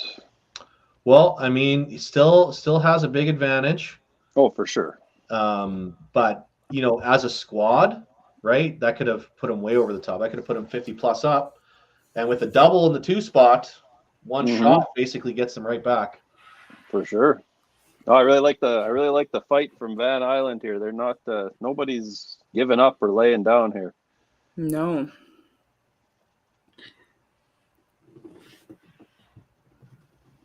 There we go. All right, a Dexter double. Tim's twin. Who's older? Tim. Oh, great ball from Carroll there. Got tapped. Still a good count, right? I mean, got to get the spare, keep those totals close. Yeah, oh yeah. Every shot now matters. Ooh, there's a split from Caitlin. Oh, there you So go. Morgan definitely in the driver's seat there. Well, Morgan's coming up to a similar situation that Adam was in last frame. You can get a real stranglehold on that spot, that first shot. Carroll with the big Good spare. spare.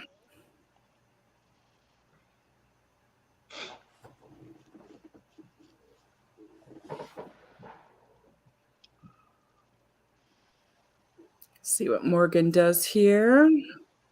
Yeah, last shot, she was right over the center arrow, but she got out right a little bit, so that's why she was super thin left pocket. Probably telling herself to get a little bit straighter. She doesn't want to be out that. We have another. Gary's going in for Katie. Okay. Oh, interesting. Center arrow, bang. The pins were there, and then they weren't. Yeah, there's The a old- reason she has one of the highest averages in this pro league. Yeah, it's pretty clear to me. Yeah. Be interesting to see what Gary does here. He's been struggling the last little bit, but he finally figured it out on Monday night at match play. Oh, and so I thought maybe we'd see something good here, but maybe he just needs a little warm up. Well, He you was- could tell just by this follow through there that he was just kind of trying to guide it in there, rather Yeah. than just executing and getting it where he needed it to be. Oh, Dawn needs to try to capitalize. They both missed in a close match here. So Much better. There you go, Gary. And the half from Dawn. So still a full ball advantage there in the 3-hole for Van Island.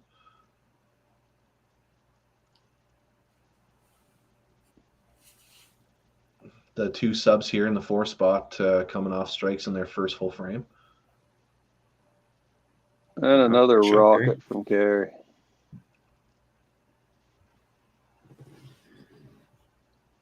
Oh, Oh, that's unfortunate.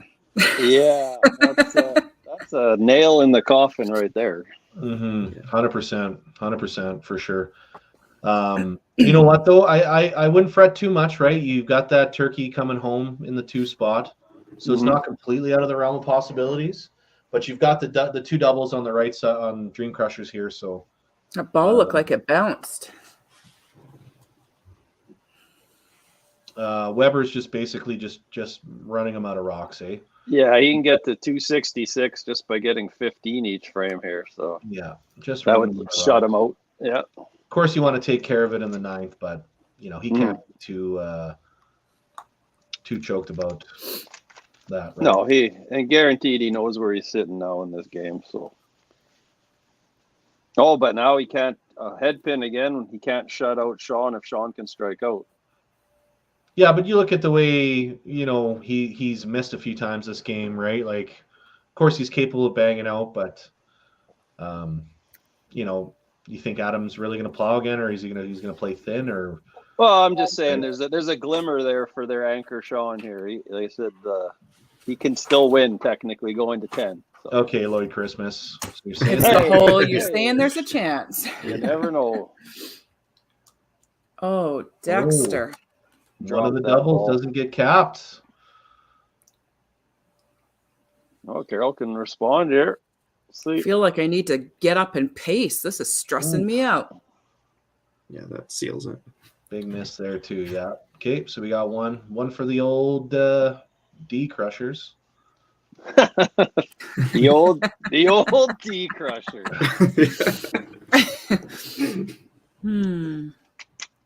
I could go to Nothing so many places with that. Nothing like crushing some D's on a Sunday morning. Let me tell you.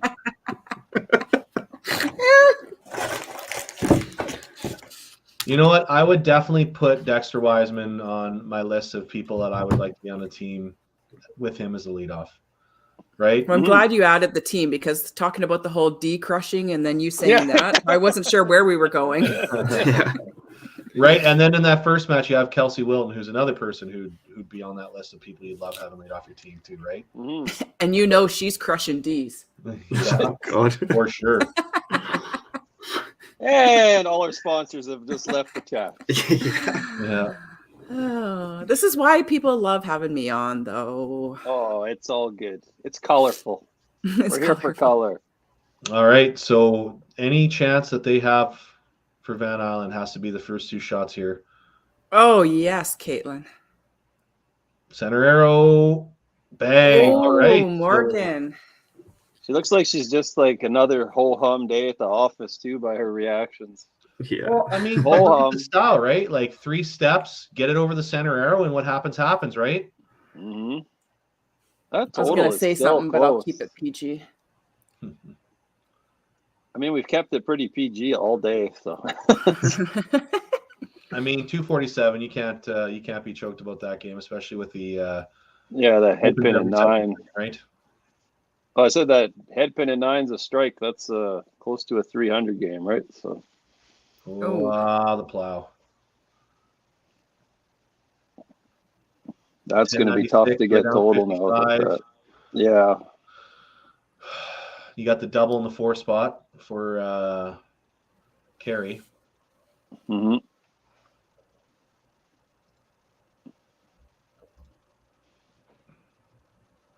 Good game. Good game for Morgan.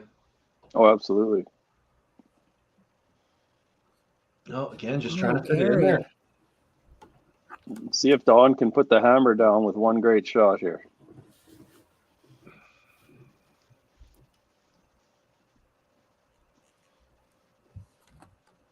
Center arrow.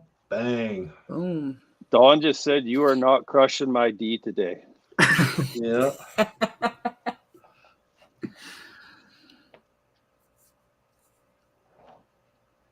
That second big shot half, left though. pocket for Gary, like it's His second shot is great. It's just yeah, we've all had those days where we got the best second or third shot in the business.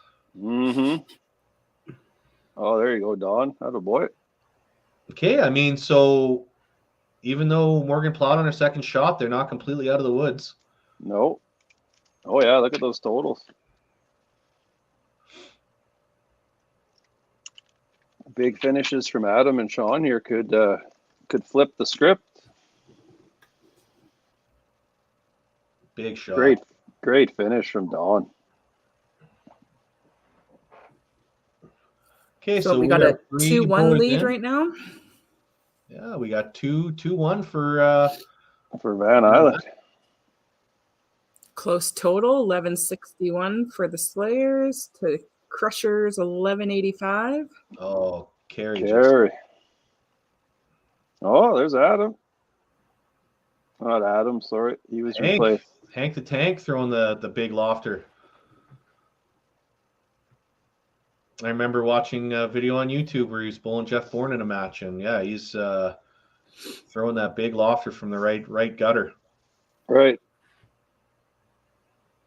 There's another one. Oh, Van Island. They're not going quietly into the... They are not. Yeah. 30-point shot here, though. Oh, yeah. Oh, Gary. The New York Yankees. The Van Island still has 75 left on the board. I don't think. Well, no, it's not out of the woods. I mean, Adam's gone open, right? They got 75, so they got 1281 max. Oh my God, I'm stressing out. 5 here, and Adam goes plow. Sounds like a 1-point victory to me. Ooh. He just did that to get a 269. That's my and John takes care of it for us. There goes all the Dream's drama. over. Yeah. There goes all the drama.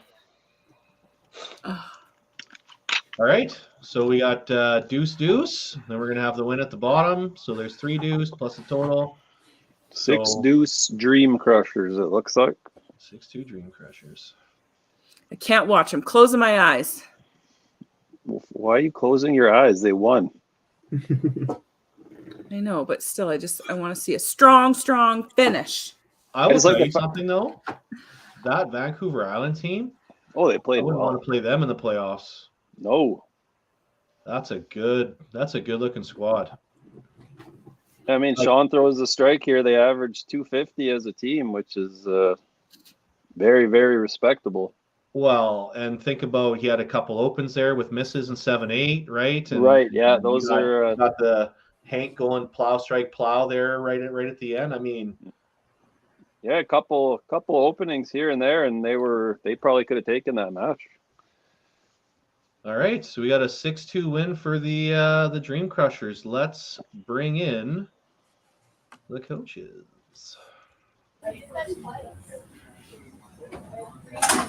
All right, so a 6-2 victory for the Dream Crushers. Great match, guys. I know, Danny, you're not in the house right now to feel how it was, but do you think there was any panic at any point because Van Allen just wasn't going away? Well, there's always panic because you never know when anybody can string some strikes and make it more difficult. But they all hung in there. It was a good team game for sure. So Yvonne, Morgan in the 2-hole there, just keeping you in there the entire game, just throwing absolute bombs. That's got to be a good feeling that vibrates through everybody when she throws those shots. Oh, absolutely. Absolutely. They did their best, and Morgan always kind of holds them in there.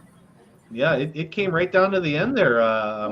Sean strikes out. I think that's a one-point victory for you guys. But, Yeah. I mean, going against the defending champs, and you guys were in there the entire game. Yeah. So I cannot wait to see how you guys do in your last match here. That's going to be good. Yeah. Yeah. Any questions for these guys, you three? No, I think we're good. That was great. Yeah, Well, congrats, but Dream it was Crushers on the win, 6-2. Great match to watch. And Van Allen, you got another kick at the can in the 4th match here. Yeah. Yeah. We'll see you in an hour or so. All right. Okay, Danny, take care. Yvonne, we'll see you in a bit. Okay. Great. thanks. Thanks. Hold on, guys. Okay, and so I don't get fired, let's roll this commercial before the next match.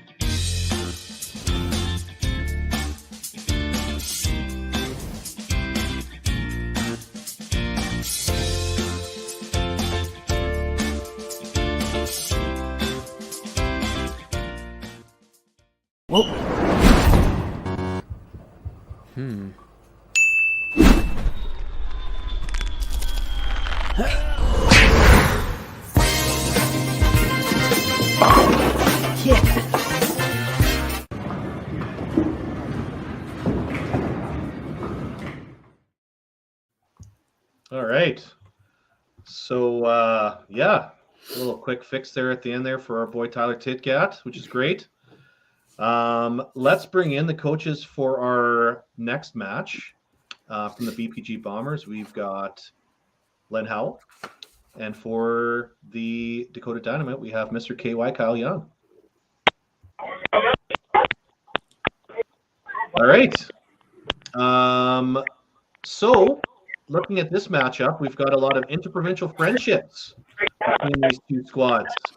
So does that play into you guys making your lineup? You got any of your bowlers being like, hey, I want to play Barber, or hey, I want to bowl against Jeff, like let me at him kind of deals? Or you guys just take that right out of your bowlers' hands and just tell them, hey, this is where you're bowling? I know All right, it looks like we've lost Kyle to the Matrix. I can't really hear him too well. Mr. Howell. Oh, you are muted. Let me unmute you there. Oh, you have to unmute yourself there, Mr. Howell. There's something you got to click there because Daryl muted the bottom, himself. Lynn. Yeah. Believe what he's saying is, yes, as a coach, I don't let the bowlers dictate it. I will make the decision because I'm the head honcho. And Kyle, how's your mic working there? No, can't hear you at all. It's Charlie very Brown crispy. keeper. Very crispy. Well, we do have a lineup sent in for the Dynamite. So we can't hear them, but their lineup is Randy, Scott, Tyler, Jana, Jeff, and then Mark on the bench. Okay. And do we have a lineup for No. the Bombers? No. Okay. So Mr. Howell, I'm sure you can hear us. Make sure that you smack Daryl on the back of the head when you get out there because we still can't hear you. And he's the one that screwed up the computer. But good luck to both you guys. And hopefully by the time we do the post-match interviews, we can hear you guys. Okay? So good luck to both you guys. We'll see you out on the lanes. Poor Lynn. Well, that was not awkward at all. Oh, good thing we're professionals, and we like to talk, so we will fill it in for them. Let's go. Let's go to our third match.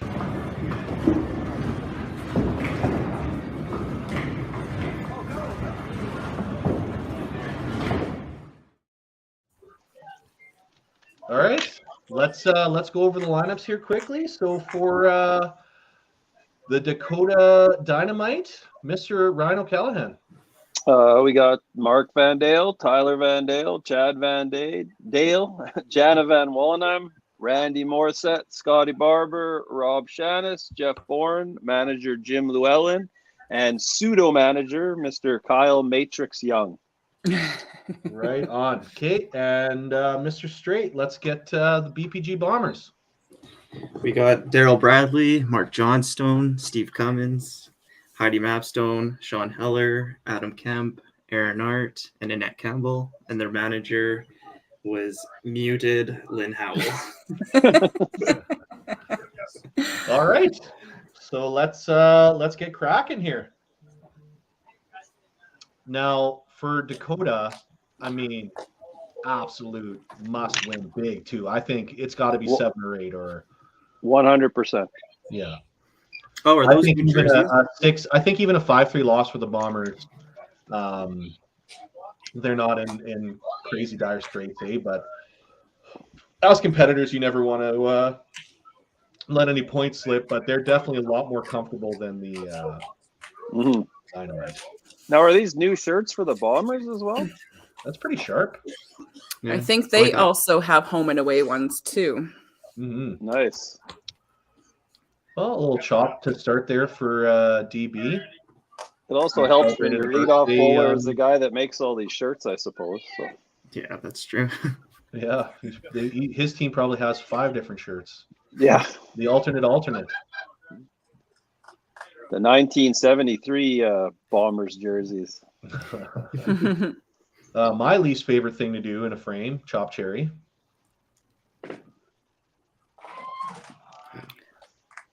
See, I think chopped cherry is just overachieving. I'm all about the chopped deuce.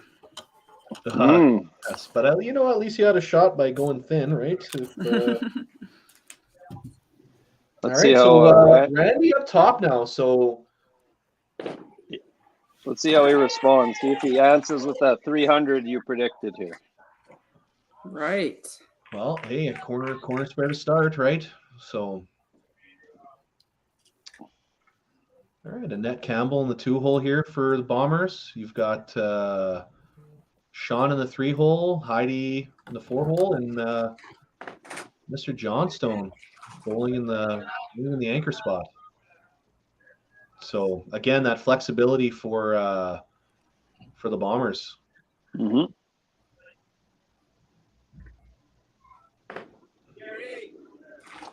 Scotty with Are that. you guys good getting a 5 spare in the first frame? Miss spare? Oh, for sure. Oh, absolutely. Yeah. Yeah. Any spare. You're not choked if you had a good warm up and you missed on your first shot and Nope.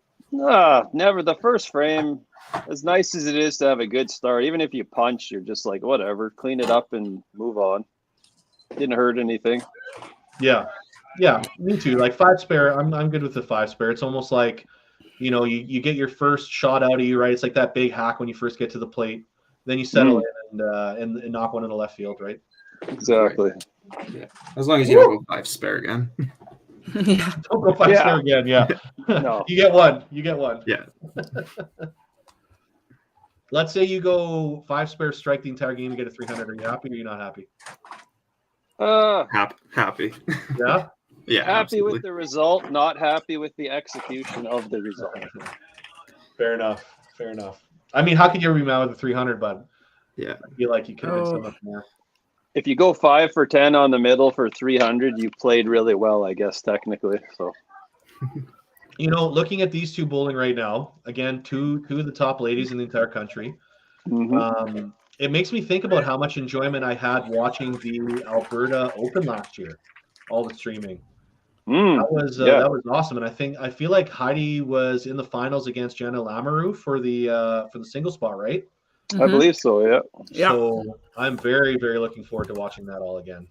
I wonder what kind of streaming we'll have for our Manitoba provincials, if any. Well, if it's at St. James, they do have a couple Nest cams, so I would say it's probably very similar to what they had for the Manitoba Open.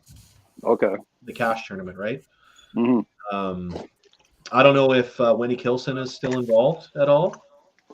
I don't believe him and Laura are bowling, but I think they're going to try to come down. I don't know if he's going to be there for any technical support. He just started a new job in Brandon at their bowling alley. So for sure. T-Birds, shout out. Yeah. I just find the big difference with what he does for streaming is he's got those overlays. Mm-hmm. And it just looks good, and he's got the leaderboard, and he's got all that stuff. And I know we are all capable, but it just, he really took his time. Not that he has any more free time than the rest of us, but he used his little bit of free time to give us a streaming package over the last few years, which is like second to none. Oh, amazing. When we did the free fall thing a few years back there, it's on Facebook, but I'd love for him to get that on YouTube for people to watch it, because there was some real great matches and some legends of the game playing in there. So just peeking at the camera here, and Randy's watching when he can go bowl. Looks like he hasn't shaved in a few days.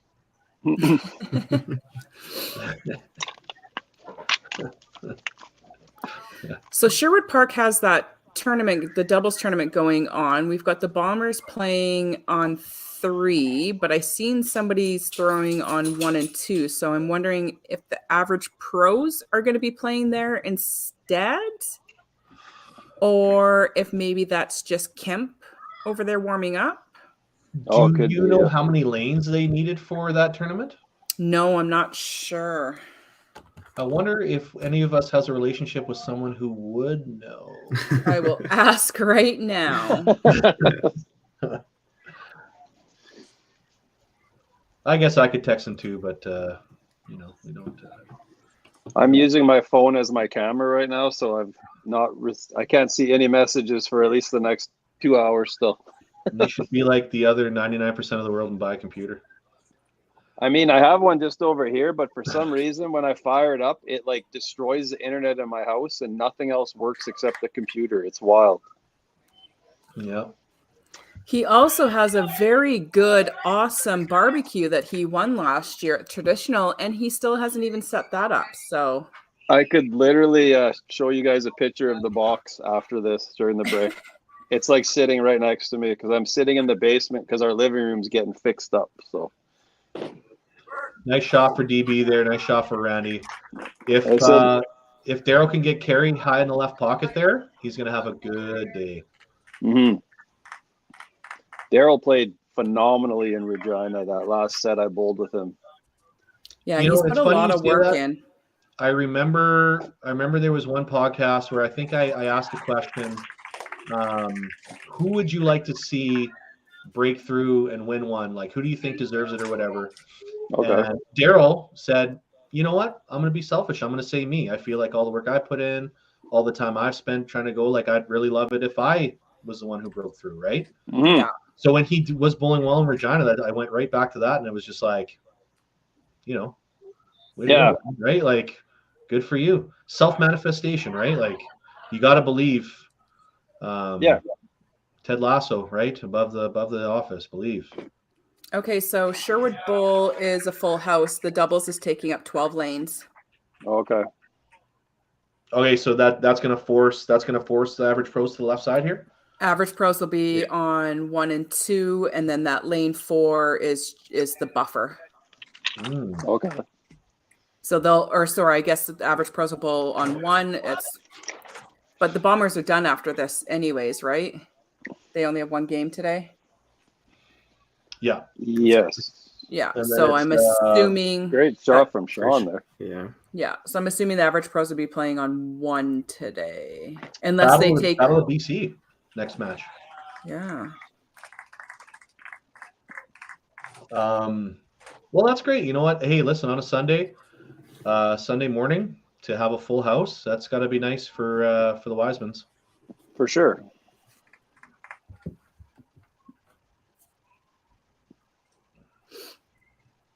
Heidi's just missing. Once she finds it, though, watch out.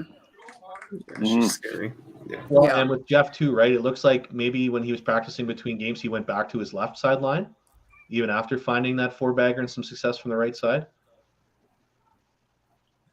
Yeah, you always try to default to that comfort mode, right? And if it's working, that's how you want to play. But Well, that's his money shot, right? Like if he's slightly left to center and he's getting it down, he's getting strikes both sides, thick, thin, the whole shebang. If he's right side, if he gets high left pocket, he'll get chops, right? And if he's thin right pocket, he'll get the corners, right? He wants to be on the left side. okay. Oh, Johnny, right up the gut. So just looking at the squads 2 in, right? You got Dakota running the table with marks there. You've got a net in the 2-hole with 2 misses, and do you think another miss first shot in 3? She's getting the game. I would think. Who do they have on the bench? Is Aaron there? Yeah, Aaron and Adam. I would say if you have those 2 players. Yeah, and those are great players to come off the bench too. So get them out early. Yeah, especially with Lynn. Like Lynn's not afraid to make that pull that soon. No. So. Kemp is just solid off the bench. Yeah. And Aaron too. Like Aaron's having a phenomenal year. I think he's one of the highest averages. So never a bad option as well. No. Oh, Randy with the miss. Ooh, high left shot from DB. Yep. That looked very similar to that shot he threw in 2. What do you think the difference was there? Not enough fingers on the ball, maybe. Do you think he doesn't have 5 fingers on the ball like the rest of us there, ROC? No. Definitely only had his thumb and his pinky on it that time. Yeah. That was a good nice tackle. With the old 5 minutes on a strike. That's one of those ones where you give yourself the old thigh smack if you were so inclined.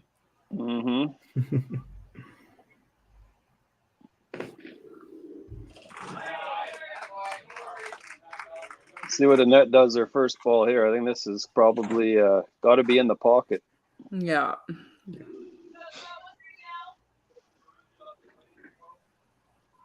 Yeah, you got to make the move right now.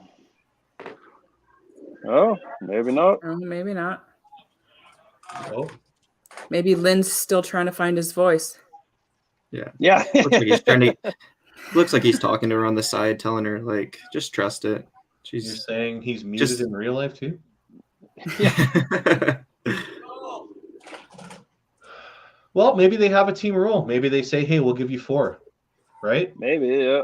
I'm a big fan of having parameters set with your athlete. Oh, there she goes. Yeah. Aaron's the first one. She scares that. She gets another one? I'm guessing. I think that. so. Yep. Yeah. Yep. See, I think if you have the parameter set, like, hey, everybody gets 3, or you get to 4 if you're less than half hits. You know what I'm saying? Just so like you have the consistency and everybody knows what to expect, right? Mhm. Yeah. I know that. See, because the thing is that I would look at some managers and you want to try to take the ego out of it, right? You don't want to try to be the Tony La Russa making old school calls in random spots, being like, "Oh, I looked down the bench and I saw the twinkle in his eye, and we put him in at first base. He hit a home run to win." You know what I mean? Yeah. Yeah. You know the stuff you do based in Oh, the late faller. statistics, Nice, and Sean. season, right? Yeah. So, Sean and Tyler got a match here. Yeah. Their strikes were basically identical, both late fallers. JVW with a big shot there. Still on a roll. Let's see what we got from Heidi here.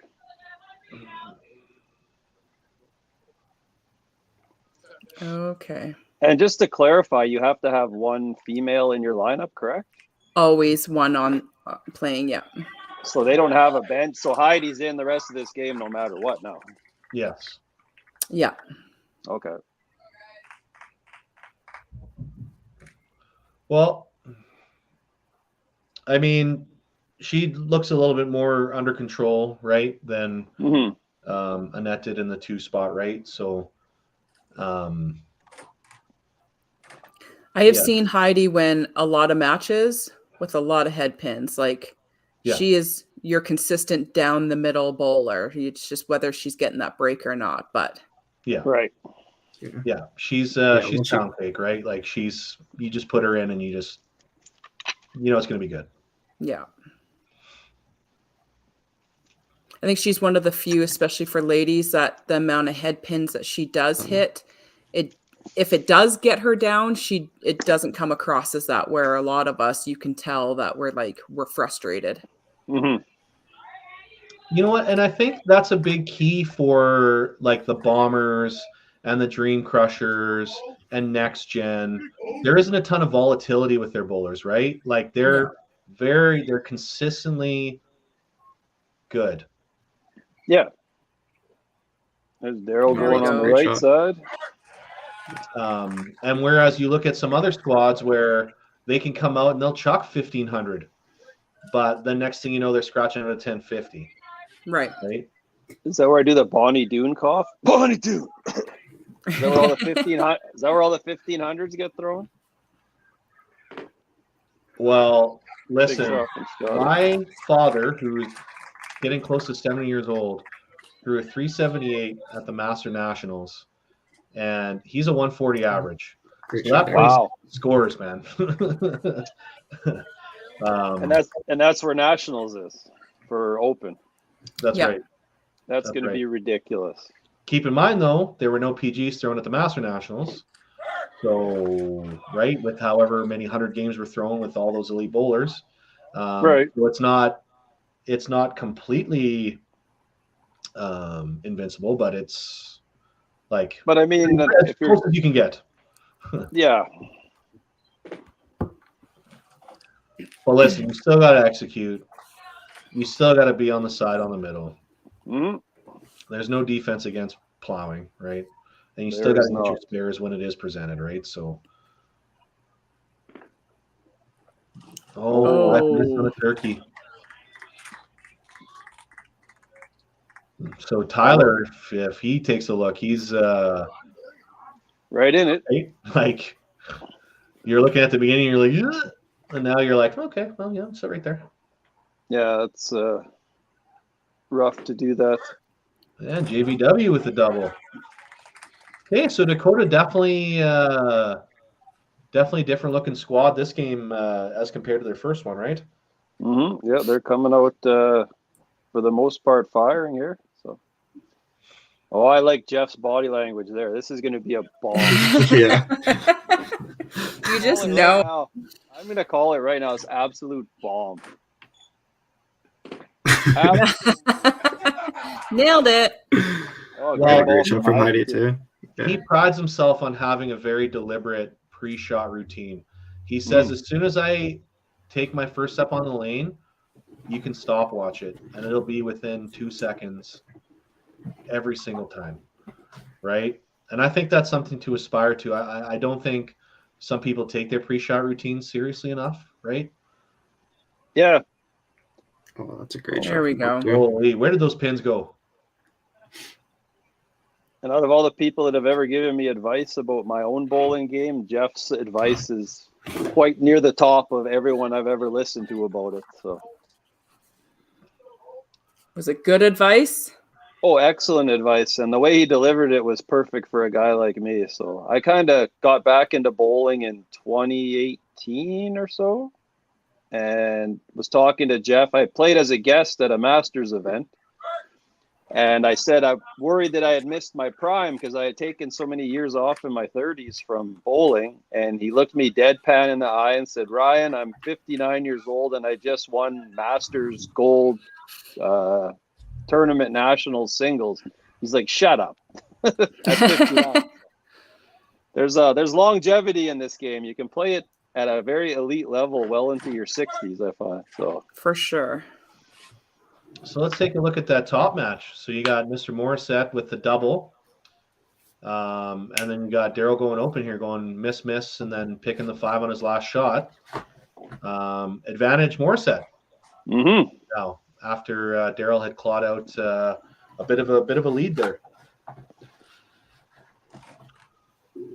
We'll see how the break affects these teams too. It looks like Dakota getting some momentum on their side a bit. It was Scotty punch, but a couple doubles there at the bottom though.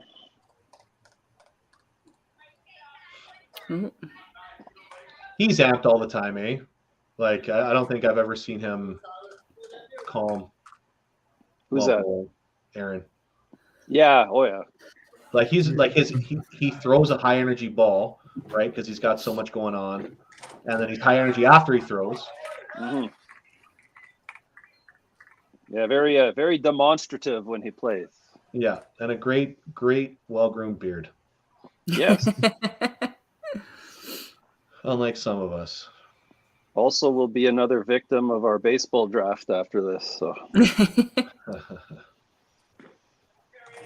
Turkey time over at Dakota. Great shot from Jana there. She's just having an overall good day. Mm-hmm. Well, I mean, her first match, she ran into the Wilton train, right? Yeah. Mm-hmm. I think she scratched out a 207 despite a few opens. But, I mean, for that Dakota squad, she's it. Jeff Ford. Right? Like, Jeff she's winning every Ford. single frame this season, barring injury or illness. So, like, I mean, I honestly can't think of another Manitoba female that I would rather have play an entire season for my team other than her or maybe Alyssa, right? I mean, those Yeah. I would be perfectly comfortable playing entire season for my team. So Yeah, she's the only woman on that team, correct? she is, yeah. She's the only one for Dakota. Yeah, I would say every team for the most part has at least two, wouldn't they? Yes. Yeah, for the most part. I mean, I think it's smart. These teams that are just having one, a little ballsy, I guess you could say, just because like what you don't know what their line of work is. You don't know what happens if they get sick, like. And I mean, you have before there was no emergency spares. Yeah, now Right. there is, so that makes it nicer. Mm-hmm. Well, Dakota's got 3 doubles and a strike in the middle there. And let's see if Johnstone makes these pins all disappear.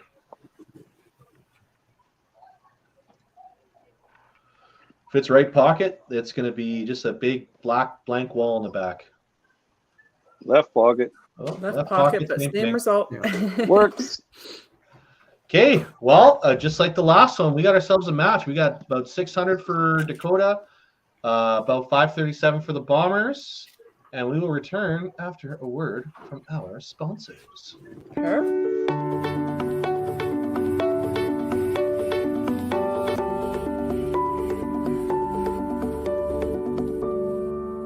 Cargill is proud to be supporting a truly Canadian sport like 5-pin bowling. We look forward to watching some great competition from many competitors and bowling centers across our country. With hundreds of locations across Canada, Cargill is committed to helping the Canadian farmer thrive. Whether it is selling commodities, getting agronomic advice, fertilizer needs, crop protection, and marketing expertise, Cargill is here to help. So please enjoy this bowling. Thank you.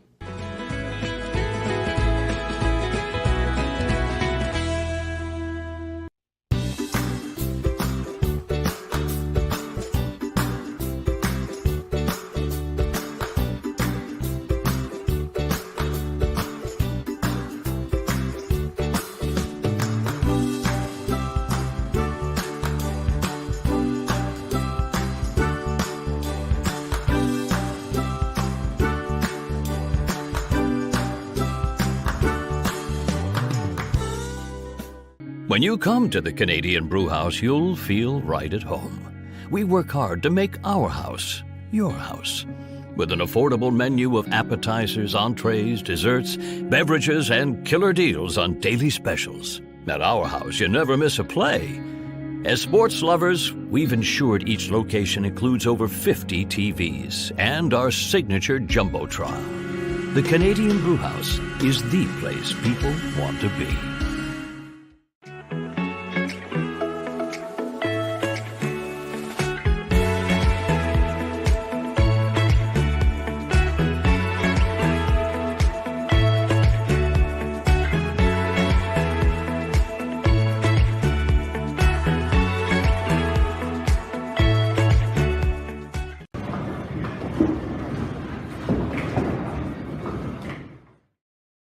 All right, bienvenue. Welcome back.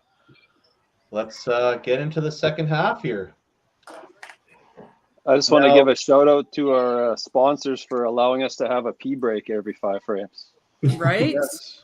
Yes. But you know what? To honor them, I sit here and I watch the commercials. Nice. Now, I'm not slagging Canadian Brewhouse. Their food is quite delicious, but every time I see it, it makes me sick because one year for my birthday, I tried the Rita Challenge. Oh boy, how'd that go? I think it was a 6-patty burger with all the fixings plus 2 pounds of poutine. Wow. I did not finish it. And that does not sound appealing. Yeah. See, I feel like those are hard because do you want to start with the fries and get that over with while the cheese is still warm and like melty? But then you have all like those toppings in the burger with the cheese as well. And it's like, how do you even balance it out? My strategy is just don't do it. Yeah, that's a good strategy, I find. Because I don't know if patties did not taste good anymore after the third one. And you wouldn't think, no. Doesn't the Brewhouse one have a time limit on it too? An hour, yeah.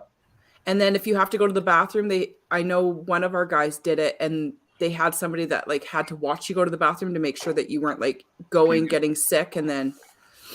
Oh yeah, no, I was under a spotlight, believe me. I am not sure I've ever eaten at a Canadian Brewhouse. You should. Next time you're in town, we're gonna go. Okay. Nice. Couple weeks, buddy. All right. After we make a national team together. Yeah, maybe. But hey, let's take a look at that second spot. So Scotty B goes plow, like the fox says. Mm-hmm. And Annette, Aaron Arndt, goes strike, spare, strike. So, I mean, that was a. There we go, Heidi. I'd say that's a good sub. Well, Tyler just a little off the mark with that shot. You know, he throws such a great ball, right? Even if he's slightly off, you still have that hope that it might breathe on the head pin and get you a strike, right? Mm-hmm. It's like every time I see Anthony Strait throw a ball, I just know it's got a chance. Oh, yeah. John Stone did not like that ball, and he's very pleased with the result. He loves it. Yeah, great frame after the commercial break. I'll tell you something. When Mark celebrates a strike, I have no idea what his limbs are going to do. His legs are going one way, his arms are going another way, like a wacky, inflated arm thing from those car dealerships. He's just like, he's getting all over the place. Almost looks like a breakdancer. Speaking of breakdancing, have you guys seen Breaking 2 Electric Boogaloo?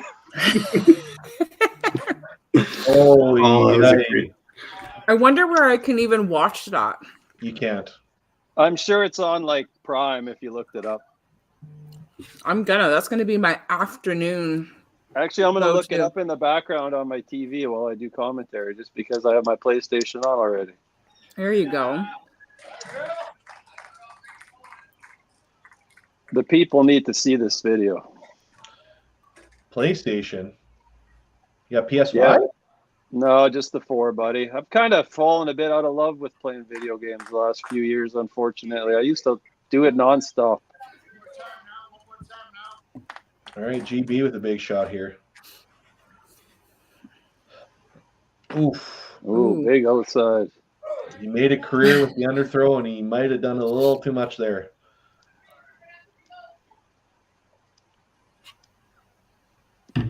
Especially with Mark firing in that bottom spot, right? Yeah. No, overcompensate. Well, I mean, you're not feeling good about your match now, but you're liking what they're doing up top and in the 4-hole. So I think he takes this 5, gives himself a pat on the back for getting 15, and moves on to the next one. The old, why did you throw that the first one, you dummy? All Okay, right, so Randy. right now, it's looking like a 5. I want to say 5-3 for Dakota as it sits. Of course, there's 4 frames left, but you know, if we didn't talk like this, we'd have nothing to talk about. Got a 740 total for Dynamite. The push. Nope. Now Randy was having a heck of a time with corners in the first game. Oh, DB. Yeah, coming out of a team, we'll call it check frame. I don't want to call it a beer frame because you know, we're not that group. But coming off of a check frame, that's a tough way to start. Mm-hmm. Because when you know that feeling, you guys, like when your team's running strikes and you've got like 17 strikes in a row and you come up, you don't want to be that guy or girl, right? Like you don't want to be the one that stops the gravy train. No, absolutely not. Yeah. And I can confirm, I just looked on Prime. It is not there. Not on now, Prime. Do you think they're going to bring the injury? He's not even looking back. He doesn't dare. Do you think they're even considering putting Mark in? I mean, No. maybe. Honestly, I'll tell you what. Just through my knowledge of the situation, I don't think so. Right? I think it's like maybe if somebody got hurt, because he hasn't been throwing on Thursdays. I don't know if he's even been throwing on Tuesdays in his men's league. I know as a competitor, and because he is so good, I'd be comfortable putting him in there, right? Yeah. Just looking at the camera here, I think they're getting him to warm up. Really? Intriguing. Maybe it's just a scare tactic. Ooh, a little decoy action. I like it. I like it when the tactics are getting saucy. The old saucy tactics. The old saucy tactics. I mean, but listen, as a manager or as a crew, like aside from going up and throwing balls and throwing strikes and spares, right? Like the only other weapon you have is what you do with your team strategy, right? So, yeah. You know, you don't want to sit there and do nothing. Yeah, I always like the team events where you have the poll because it's without them, I guess Masters you don't get a poll, right? When you go to nationals and stuff. Correct. Okay, so you got to ride your 5 horses the whole tournament that way. So. I am appreciative of both styles. I think they both have their merit. I think for sure. I think for a cash league where you got a tons invested, having subs is the way to do it, right? Mm-hmm. You know, I think, you know, you grind all year in Masters and you get your spot, and then, you know, you get to play the entire time, right? Right. Yeah. I think with the open format as it is, right, you have that one. Well, I mean, in most provinces, you have the 2 big weekends and you make the team. But yeah, I like both. I prefer the singles that Masters does. I like the way that they do head-to-head. I don't like total pinfall for it. But both formats are awesome. Yeah.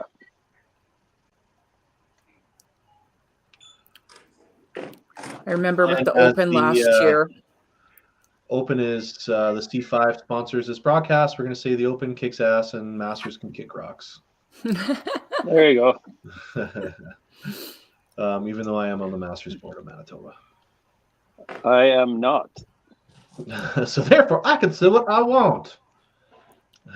I'll try Tournament Masters again when I'm 54, because hopefully I'm retired then and can have weekends off to actually make the trek down there.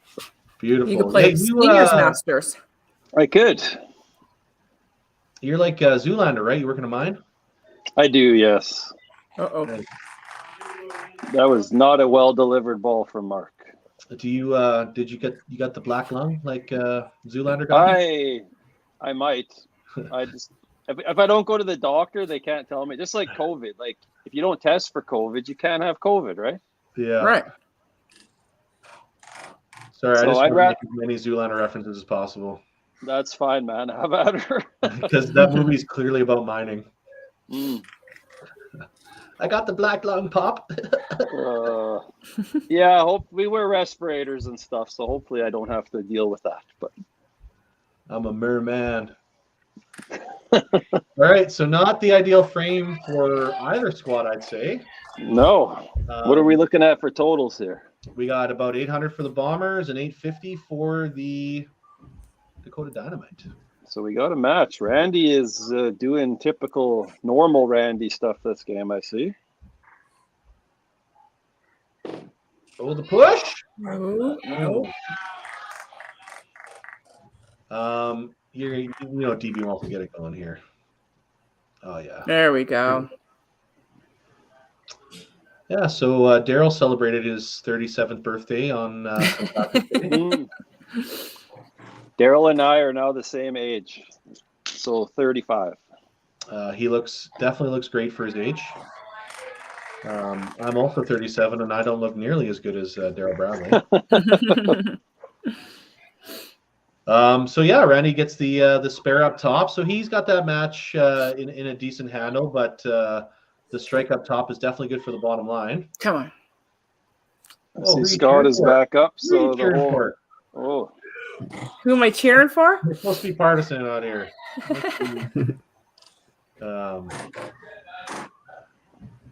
Looks like the Mark thing was a red herring because Scotty's still back up there firing. Yeah. You know, with Kyle being a temp manager, do you think maybe he doesn't have the confidence to maybe make the pull, right? Or I think maybe Kyle Mark threw his balls and he said, I don't think I'm good to go. That could be too. I think Kyle wants to be out there throwing bowling balls if he could be, honestly. I think he does. God, did you see the way he bowled in Regina? There. Yeah. All he does is throw 400 games. We were bowling on 9 and 10 this week. He was sparing for Chad, who's a big shot. You know, and I mean, Dakota's got to be missing Chad as well. He's been throwing so good all year. Oh, yeah. Yeah. He's the team captain of the team I'm sparing on Thursdays. And he's unreal. I've been playing against Chad since our YBC days. So. Oh, that was a really good shot. Sean Heller making 5 pins disappear. It's nice to see Sean Heller out there because you used to see him at the cash tournaments and stuff, and you don't really see him so much anymore. Yeah, I don't know if I know him, to be honest with you. I recognize everybody else. Yeah, both him and his wife they'd come to the traditional each year and play some of the cash tourneys, but I haven't really seen it. I know they've got small kids too, so. Yeah, I know all about that. Oh, turkey time in the 4-hole for the Bombers. Nice. So we got 888s. Buy your lottery tickets, folks. Versus a 926 for the for Dakota. With a turkey and 2 other strikes counting for them. And Dakota has got 3 marks coming up. Johnny, just same balls last for him. Well, and we didn't get to talk to Lynn, so we don't really know exactly who's on the bench left. We don't know if Steve is there or not, and we don't know if Kemp is there. We know Steve is not there. Steve is in British Columbia. Oh, is that Steve is in Cummings Ba- that they talked about? Okay. Yeah. So, Well, and you guys then know the comings and goings of the squad. Hey, I mean, but with the way Mark's played, and you did make the yank in the second spot, right? Like, who else has really put themselves in a spot where you would pull them, right? Yeah, there really hasn't been. I mean, if Mark throws another 3-pin, do you like, and he's falling onto lane 2 after he throws? Are you? I mean, if the match is close, actually, Jeff can actually get up if he throws the double here.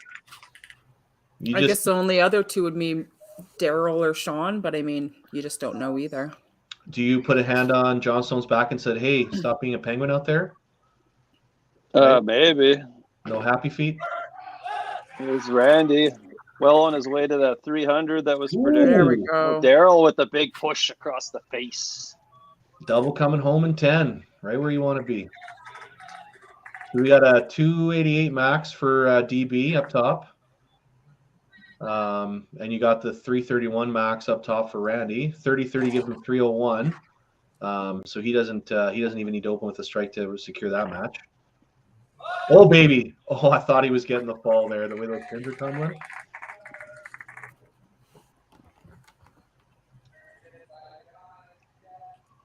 Big spinner, left pocket. Just a little thin. So he came in, he gave him a few marks in a row, but now his hits just aren't doing it for him. But those 3 marks in a row gave him control. If he spares this, he's still in the driver's seat, but not by too much, because even though Scott went 4 opens in a row, he's still into it because of the tough start and the 2 opens in a row there for Aaron. Weird question. So if they still have Adam on the bench, can they pull Aaron now and put Adam in on like a third person on the same game? They cannot. No? Okay. Yeah. They can put Kemp in for anybody but Heidi and Aaron. Yeah. Okay. Yeah. Right. Okay. Because if you're going to put someone in, like, that would probably be where to put them in right now, right? Yeah, maybe. Yeah, I mean, so Scott gets a strike. He's got 166, so he's up a deuce. But I mean, anything else, he's still behind going home. Like, you're still in control. Right. Oh, that would have been a big one there. Big count from Jana. You know, my favorite thing about that Dakota team is that all the people on the team are like vocal, right? Mm-hmm. Ball's rolling down the lane.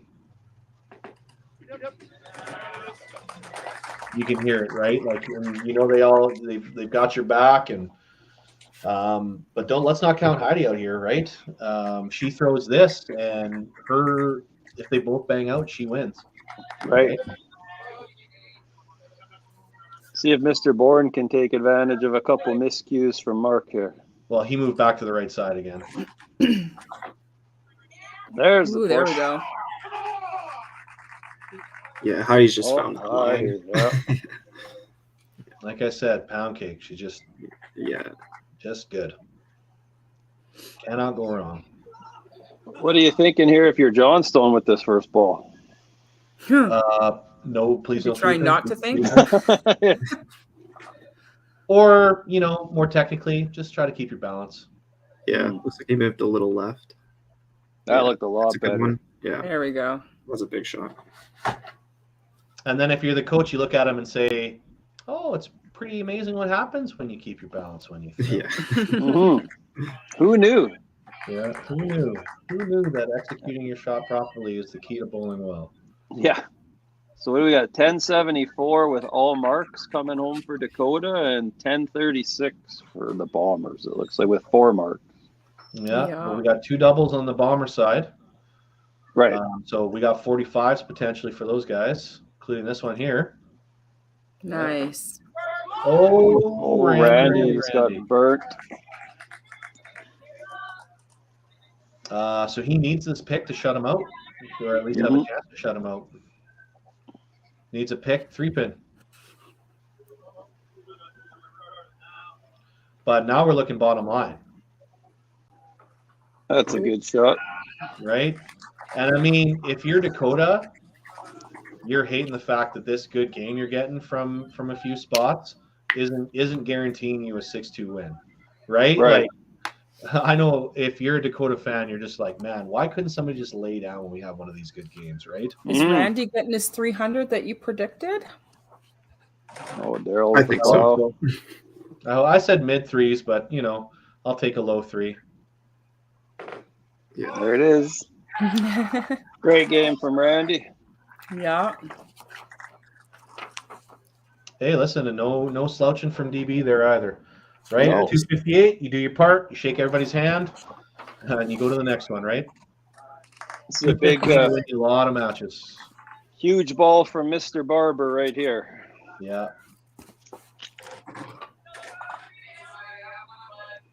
It's got to be. Yeah, you got to turn that into a 166 and not a 156, right? Like you don't. Oh, and he goes no. 3-pin. Yeah. Still there, depending what Aaron does, which is throw an absolute nuclear bomb down the middle. So we got 86 versus, well, at minimum 189. So I think that sealed the deal. Mm-hmm. Okay, but bottom line though, right? Like, yeah, you just got a 10, maybe another 15, right? Mm-hmm. Wow, the other stream is way behind us. Yeah, I got it up on the TV. They're just starting the 5th frame. They're just big talkers. After every game, it seems like they're chatting for like 20 Chatting minutes. forever. Yeah. Oh, there's Aaron with the double. Okay, so now they're within 18 with the double in the 4-hole.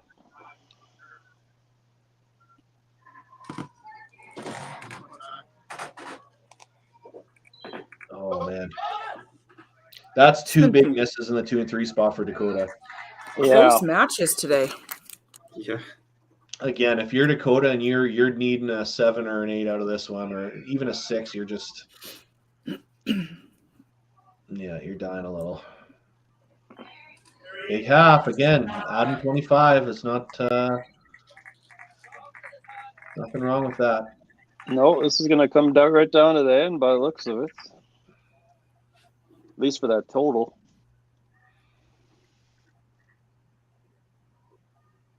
Oh, and he does the same thing. Yeah, 5 spare 5. That's tough in the 2-3 hole. Oh, Jana and Jeff got to be those savvy veterans out there for this last frame. No pressure for them. I don't think they're really feeling pressure out here, but they need to step up here for sure. You know what? With Jeff, his pre-shot routine, a little high. Is it a push? Oh, Great she count. wanted that. All right. Well, what does a corner pin do for Heidi? Is that enough now? Corner pick strike. I don't know. A quarter pin strike wouldn't be enough. 43, 240, 270, 300 only that would give Heidi if I did the math right. Yeah. Jana gets Kind a of a hit one-way here. one. Heidi still needs a strike. Strike to start. Yeah. Yeah. If Heidi goes corner, if she throws a strike. Great game from Jana. Again, Now- her and now- Randy with the big bounce backs, eh? Mhm. What a showcase! What a good showcase for ladies bowling today. With For sure. Morgan and Kelsey and Jana and Heidi, like that's awesome. So Heidi can go corner spare, strike to win by 1. Or am I off? No, I think that's only 300. I think she needs the first one. Oh no Oh, push! Jeff. So we got Big count, though. 12:29. Big count. So in this situation, you guys like knowing what you need, or are you are you trying to finish first? So you kind of set the bar for them, or do you want to know what you need? I'm kind of indifferent about it myself. I like knowing, but then when I know, I'm like, ugh, why do I know? Yeah. I mean, you kind of always got to know, but depends how you use that information or process it, I suppose, while you're standing up there on the deck. Right. Through that. I hope, for our sake, that we can hear the coaches after this game. Mm-hmm. Right. Oh, Jeff. No. So 265. So he did not. He doesn't shut even the need a goal. strike in his first shot. He just needs a spare strike. Yeah, Jeff definitely needed a hit there for sure. Is it a Great game from 12:58 Dakota. for them? 12:58. Yeah. So we got 2-1 right now for the Bombers. Yeah. This is massive here. Center arrow, 2 center arrow. Oh, wow. She gets it. Wow. Is that a Yahtzee, or did she already have 5 in a row? I'm not even It is a sure. Yahtzee. Yeah. Yahtzee! Yahtzee. Oh, we missed the whole ham bone. Darn. And now it's party time in Winnipeg.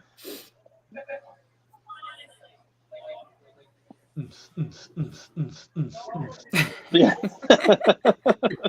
It's pretty good. Pretty good. Thank you. That's down. That was an average. That was an Yeah, average pros sign. That was an average pros sign. So Guarantee Chop that was here- DOSed. Chop here gives her 307, right? And then a spare to win by 2, right? I'm not crazy. Their total is 1, 2, 3, 4. Over the center arrow. Oh, Again. Wow. That six-pack. is also down. That is. Oh, gotta love them. I mean, probably by far the most popular team in the whole pro league is the average. Like, how can pro. you not like them? Like, Exactly. There's just no way. When before the season started and they were doing podcasts and Henry came out with the whole lumberjack thing with the wood and the toothpick, like, I almost pissed my pants. It was so funny. I don't know about you guys, but Dakota looks like the place I want to be right now. Right? Mhm. Disco. Don't worry, Heidi. Work job done. Yeah. Job done. Yeah. Great finish. You can do whatever you want on that last ball. I don't give a hoot.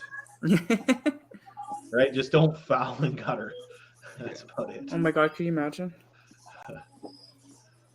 And let's Mark can take his point here too. One good ball. Although there's an iced coffee ad up now on the other side, so we can't really see the It total. was 265, correct? Yeah, it was 265. Yeah. Okay. Well, taco in a bag, $8.99. That seems like a lot of money. Still there for him. Still there for him. Needs a spare. And I need a taco in a bag. I know, that looks so good. That is holy. I was thinking You know about that what? about the ice cap too. I once had a taco in a bag where they opened it from the top of the bag. I was pissed. Oh, that's not how to do that. I was Instead not. of the side? Yeah. Like, how do you get your hand in there? Johnny There with we the go. huge spur. Okay. Oh. So it's tap or better, right? Look at that Dakota pizza. Oh, Dakota's Pizza is top notch. My kid lives about 3 minutes from there, so I should really go there again one of these days.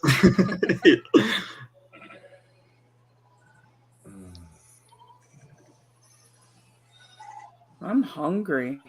Mm-hmm. Now that comes up. Big shot. Just got to be on the side. Oh, Oh yeah. Hey, Oh, he's that's, fired up. Wow, 7-1 Bombers, I think. 13-12. Yeah, 7-1 Bombers. That's Dakota played so well. Bombers just poured it on. Yep. Well, there we go. All right, let us bring in the Dakota coach. I'm so distracted by the Rock and Anthony's screen there. I was going to comment on it earlier. Can you hear me now? Good. Yes, we can. Yes.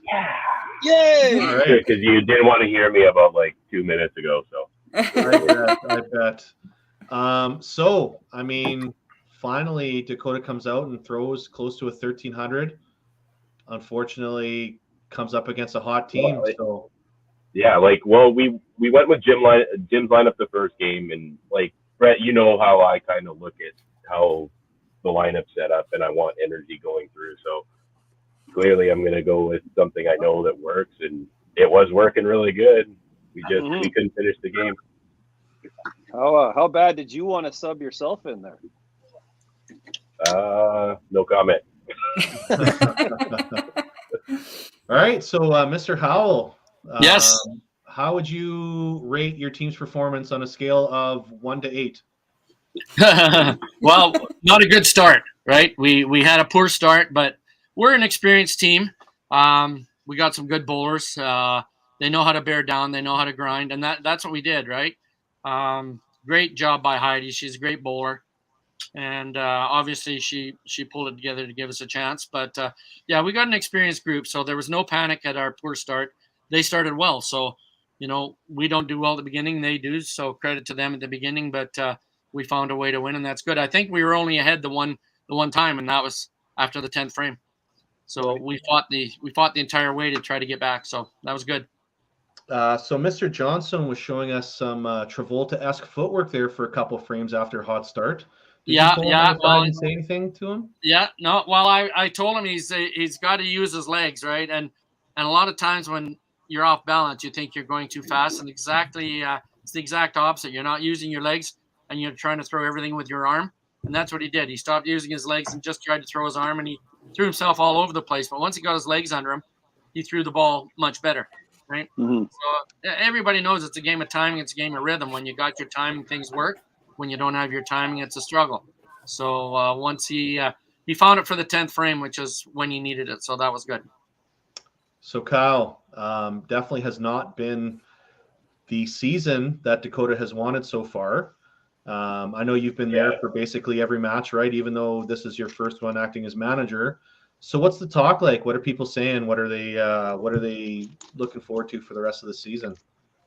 Like everybody's being pretty upbeat about it. Like everybody, and they're all players. They all want to do well, and they're putting themselves in the position to do it. It's just you're kind of getting a little bit pushed back at the end of the game. It's just a matter of finishing sometimes, right? But that's what I mean. They're not quitting. They want to keep putting out the best performance. It's gonna happen. You're gonna start seeing some numbers come up, right? Well, and they have the most games left out of the rest of the teams too, right? So I mean, they still have a chance. I believe so. Yeah, as long as they come out of the gates and they can back each other going through, there shouldn't be an issue getting points. It's just a matter of trusting your teammates, right? Yeah. Anything from you guys for last comments, either squad? No, I don't think so. Good luck to you guys, and that was a fun match. A little more fun to win when you're in those tight ones, but kudos to you guys. And tell Morissette to quit always throwing 300s against Alberta. Him and I've told him that for years, right? He loves playing Alberta, so give him a smack from me for me, eh? He saw DB, so he had to bring it, Lynn. But Yeah. good job Well, today. you know, it's funny you just mentioned Daryl there. Sometimes it's tough when you're behind in a match to stay in it, right? And Daryl did that. He kept us in there for a chance for total, even though his game was done.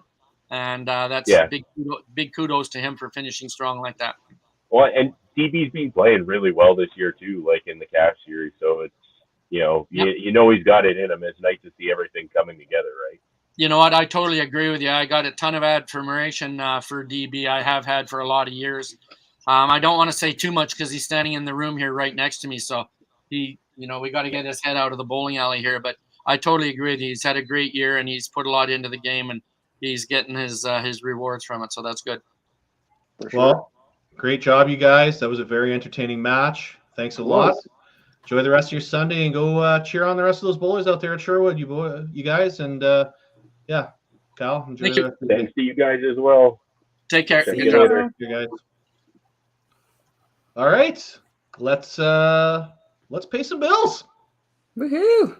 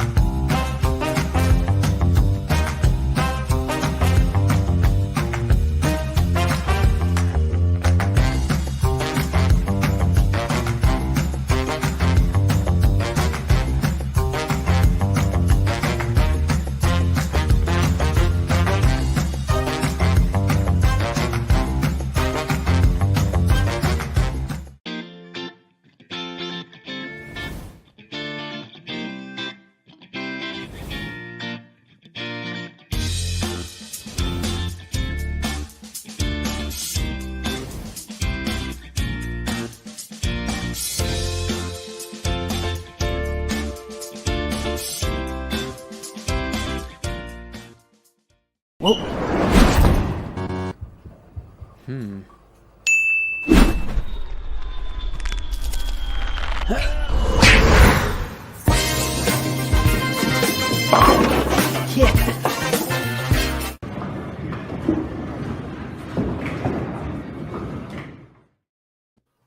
Oh, well, hello there.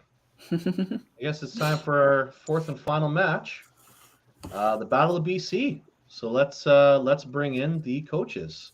So we have Yvonne and Riley. Check. Yeah, I'm not Riley. I'm not the coach, but you know. So, Pen Slayers are looking to bounce back after their first match, but keep the momentum going because they bowled well. Yeah. And the Northern Knockouts are looking to have a good day today. So, how's everybody feeling there in Northern BC?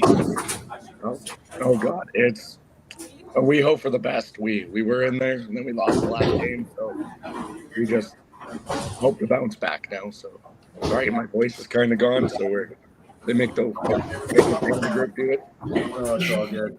So Yvonne, what have you guys been doing in between games here? Oh, they've been hanging around, chatting.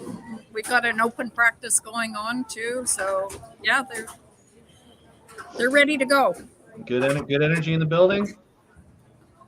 Sorry. There's good energy in the building with the open practice. Yes, and there having all is the boys lots there, of right? energy, so we're really good. All right, so what are we looking like for lineups here? Let's start with Northern. So today we have Sasha leadoff, And then Corley second spots. Riley Latender going third. Ryan, and then Richie as our anchor. And then Amanda and Tiana are on our bench today. All right, how about for the Pin Slayers? I've got Kim, Morgan, Dawn, Hank, Sean, and I've got Adam and Carol on the bench. Right on. Okay, anything else you guys want to add before we get cracking? No? I think we're good. Let's all save our voices, all right? Yeah. Best of luck, guys. All Good right. luck. Good luck, you guys. Okay. All right. Last match of the day, guys. Let's saddle up.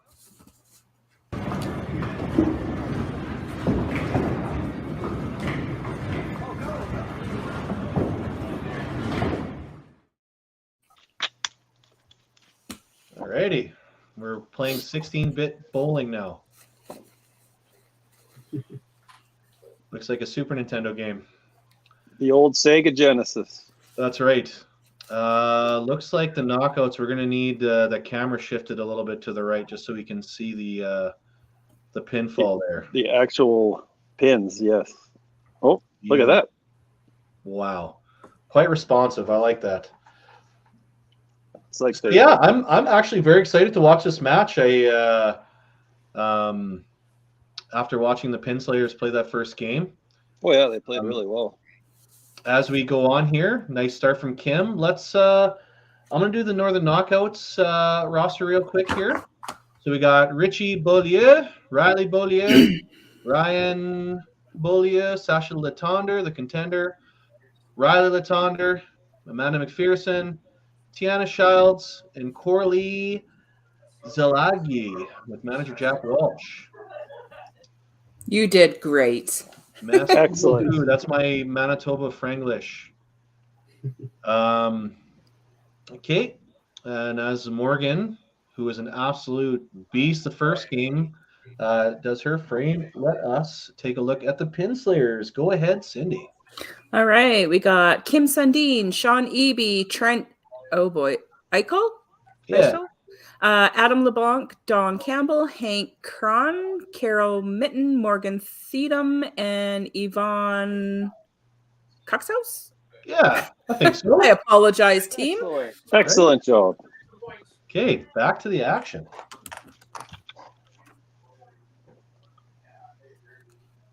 All right. I always notice that the knockout setup is always like you never see the full person bowling, and I don't know why they do that. It could just be a logistical thing. I don't know how their pit is there. That's true. Just a little out wide, got a little closer, but no cigar. Oh, there's Don continuing that momentum he built at the end of the last match there. I'm telling you, that Pin Slayers team, like, They're I haven't seen a ton of them bowl, but like that's a good squad over there. it really is. Yeah. I've been very impressed from what I've seen today. Look at that. Didn't even watch it, he knew. Yep. Hey, you throw enough of those? I know we haven't thrown as many as Hank has, but you throw enough of them, you know when it's good. True. And Kim didn't play the first game, did she? Her and Hank were on the bench, and then Hank got subbed in. So this is the first time seeing Kim today. Mm-hmm. Oh, yeah, look at that. What a start from the Pin Slayers. Oh, yeah. I mean, considering how things went in that first match, they're looking to not leave it to the end. You know what I mean? Like, Exactly. again, that whole front runners versus comeback kids. I mean, you want it looking like 6-2 or 7-1 in the seventh frame, right? Okay. Well, and their total, I mean, they weren't completely. They lost with a 1251 to a 1293. Right. It's just so overall scores wasn't terrible. Oh, no, that was the last two matches we just did commentary on. Were both like right down to the end. It was awesome to watch. Yeah. Well, yeah, anything around 1250, that's it, right? Like that's right around where you want to be, and you're winning most matches with that. Right. Yeah. So, Yeah. But it's funny, some of the caliber of bowler we see on here, a team shoots a 1250, and sometimes you're like, I mean, that's a 250 team average. Like, that's really good bowling.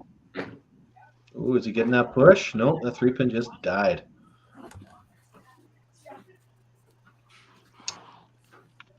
Yeah, so the Northern Knockouts, what bowling alley are they playing in? Hypertension. Right. Hypertension. Out at Dawson Creek, right. All right. By the looks of it, they got the same backsplash we have in Thompson.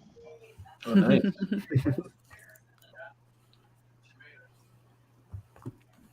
So when are you starting up the Northern team for the Open there, Ryan? For the Open? Bring back the Northern squad. That will be never, sir. Well, you got the momentum now. You got Nick going into the Hall of Fame. Hey, everybody loving bowling up north. Like, you got to get the squad going again.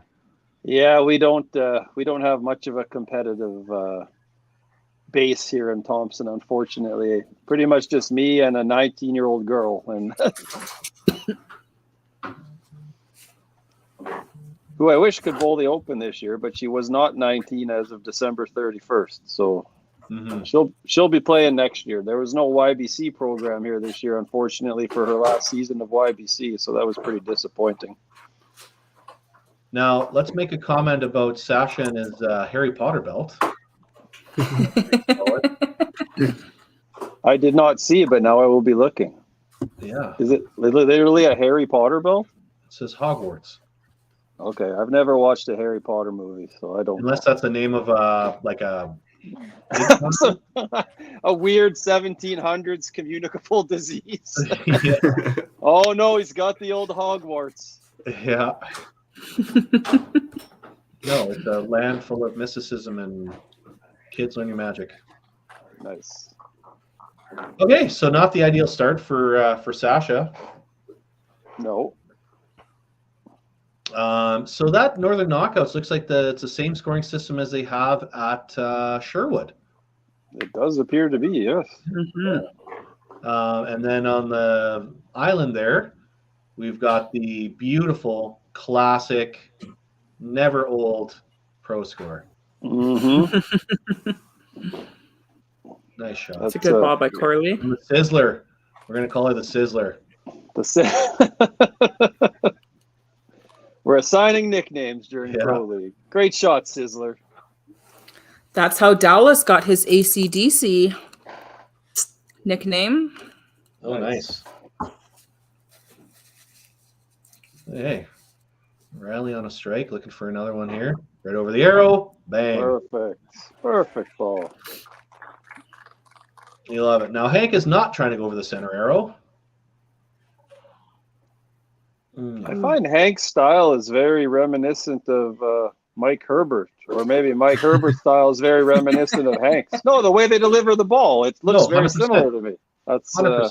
That's not a hack at all. That's But it looks like Hank's a little bit more end over end. Looks like he finishes with a little bit more of a hook, whereas Herbert's twisting his entire body to throw a crazy backup. Yes. But he keeps his like upper body like so straight. A couple field goals, a la not our Bombers kicker. What is going on with the screen? Do not know. That's solid. That's a really good. Oh, Daryl's fixing it up. Daryl says he's fixing it. So the bottom half all strikes for Northern Knockouts. Yeah, great response. And I don't know if you could tell, but I feel like Sean liked that shot. Maybe. He's all the way on lane 10 now. Still running.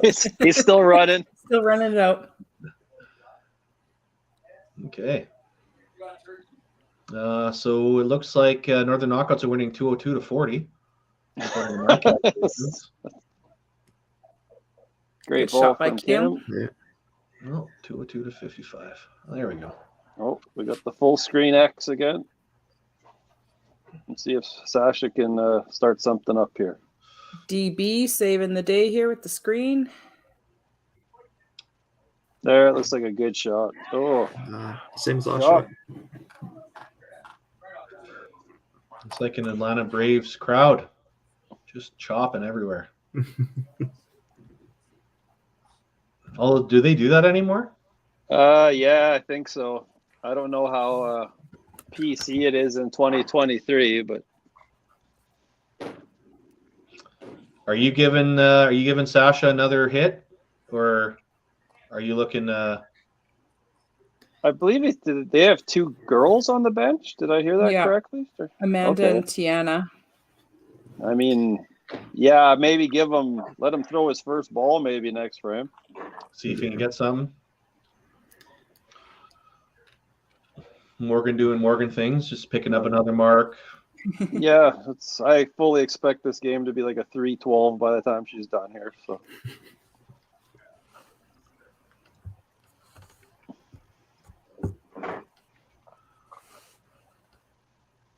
Oh, got it a little wide on that one. Yeah. See, right out of his hand. Yeah, slight right of the middle. Slight right of the middle arrow. Slight right of the head pin. Yeah, so it looks like most of these guys are middle players, hey? Aside from Hank, it looks like Sasha comes in a little bit from the outside as well. Mm-hmm. What about you guys? ROC, I know you're basically an up the gut guy, right? Yeah, I put backup on the ball, but I throw pretty straight for the most part. It doesn't move a ton. Anthony's basically whatever he feels like doing that day. Yeah. Yeah. And then Cindy, what about you? Are you a center arrow player? I am lately straight up the gut. So ever since the open trials, I have developed a poker straight ball, and it's really frustrating. If I could throw my back up, and how do I word it? If I knew how to throw my back up, then that's what I need to do. But I don't know how to purposely throw my back up. Fair enough. Yeah. You know what? But I'm working on it. As you get further into being a competitive player, you'll find that you'll tinker with a lot of stuff, and you'll find something that you really like. Yeah. So for the longest time, I didn't even know that I had a backup until somebody told me, and I'm like, my what? Oh, I didn't know. So they explained it to me, and then at the open, I was bowling with Victor, and he's like, Cindy, you should throw your backup. And I was like, so funny story. Just found out I had a backup. Don't know how to purposely throw it. So thanks for the tip, though. You know what? It's amazing, and one of the reasons, nice shot by Ryan. One of the most amazing things about this sport is that there are people who crank it and purposely throw a backup. There's people, it's just the way their hand closes when they throw a ball gives them a backup.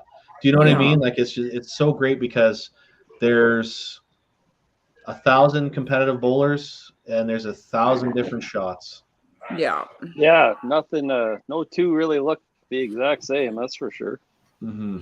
And it's funny because people always say, oh, like most of my strikes are right pocket or it's left pocket. And I remember there was a podcast once, and I can't remember who said it. They're like, there's no way that you can just do left pocket, then right pocket, then left pocket. And if you watch me bowl, that's usually how my strikes are. It's like I take turns, right pocket, then left pocket, then right pocket, then left pocket.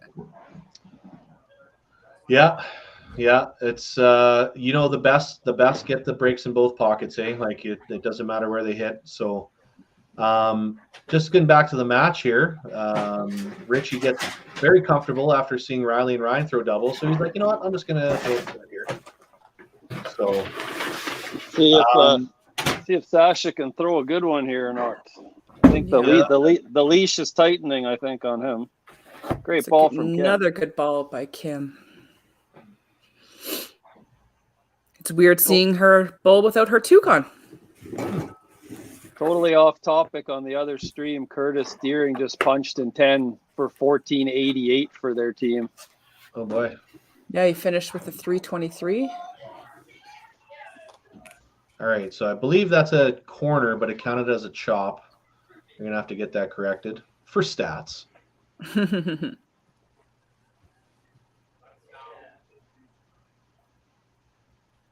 Great ball. Ho hum.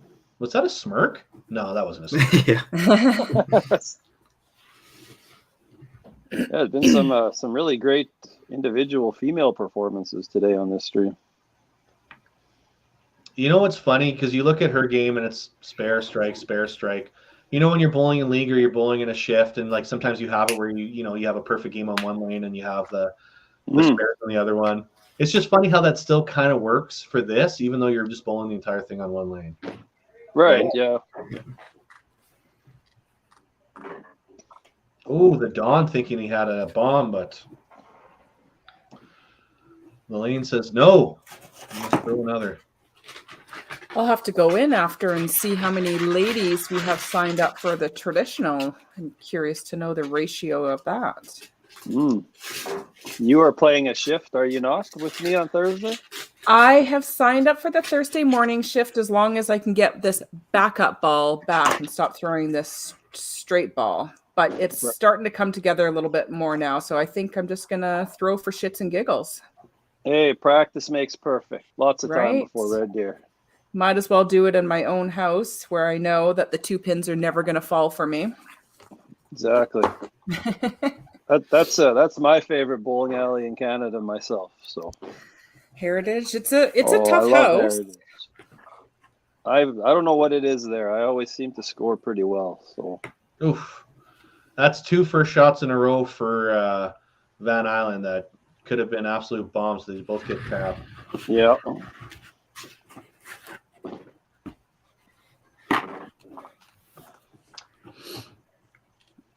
Hendo, are you coming out to the traditional this year? Unfortunately, I work in the school division here. Yeah. So it's very, very tough to get time off. Near the end of the season there, yeah.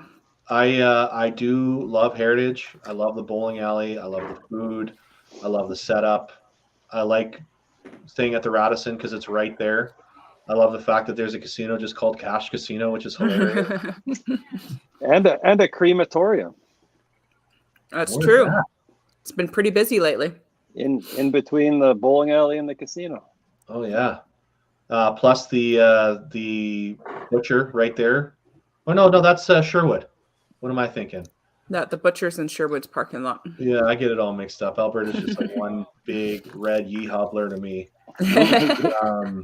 Yeah. Sean with a very nice. Yeah. Sean with an excellent start there for the Pin Slayers again. Yeah, you know what? That's a good start down there for sure. I mean, you couldn't have done any better for the first 4. But I'm looking at that one spot right there. That's the big difference right now. We got 4 opens in a row, and a double up top, and that's where they can really start stretching that lead out. The overall total is very close, though. Although they are counting 2 doubles down the one side. Mm-hmm. And that 4th spot kind of making up for it too, though, right? You got the turkey down there. Oh, and there's a great strike there. Nice simple end over ender, left pocket, splashing. All right. I got to say, I can't believe I've done over 3 hours of bowling commentary at this point on a Sunday. So, yeah. Well, Kim, center arrow. Oh, a little too perfect. A little too perfect. Yeah. So I mean, if you're yanking somebody, I mean, if I had an opinion here, I don't think he'd be up there anymore right now. I mean, it's a big spare, but that's can't wait too long. If you got someone that can come in and start hitting the pocket, I'd get him in now. Yeah. I mean, but he wins the frame, right? And it's not like I said, he throws a strike now. He's only down 24 pins in the 5th. So, I mean, it's still there. Yeah. Yeah. Can you trust him to be the person to do it, though, right? Just consider that. Yeah. I mean, we'll see. Well, and then, I mean, that's where the depth comes into play, too, right? Like, Now, I mean, I don't know the bowlers for the Northern Knockouts as well as I do some of the other ones, but I mean, you've got a Carey Kreitz on the bench or a Gary Baird. Mm-hmm. You know, you're very comfortable just sliding them in there, right? Right. But I mean, but listen, they could be the people on the bench could be the Carey Kreitz of hypertension. Do you know what I'm saying? Right? Yeah, Like I'm the not same kind of allure slash talent level. So I just, again, it's curious, and I mean, we'll always get into these debates because that's what we do. Because if we didn't, then we're just going to be here and be like, oh, great spare by Morgan there. Mhm. Shoot. Yeah. I mean, you've got to think that these women must be able to play. I mean, if you're going to have 3 women on a team, Mhm. I hate to say that, and it's probably better me saying it as I'm female and that it's not sexist coming from you guys, but like if you're going to have 3 women on a team, you've got to be confident that they can all play. That they can play, right? So now here's another debate we can get into. How do we feel about the ponytail for Don being under the strap of his hat rather than above the strap in the hole that it was designed for? Yeah, I respect it. Me too. Me too. It's a good look for him. For sure. But he's just not utilizing it the right way, how it's supposed to be intended, though. In memoriam, we now have Adam in for Don. So no longer do we get to see and debate ponytail placement. That's unfortunate. And going deuce hole in your first 2 shots when you come in, you like to see the 5-5, right? Or at least touch a pin both times. But he'll go back and take a breath and hope that he can help the squad, right? Well, the Northern Knockouts, they're doing good work here in the 3 and 4 holes. They're staying very competitive. So, Plow City for Van Island up top. That's great ball from Richie there. So bunch of 5 spares and a strike. Yeah, and 3 plows and a chop for Van Island. Oh, see if Sean can keep working here. He's holding the whole team in right now. So, well, hey, a strike or even a corner puts them up for total, right? Mm-hmm. Notwithstanding all the marks on the left side here, but I mean, to go into the break with a 5-bagger. Yeah, this would be a huge shot if he can pull it off.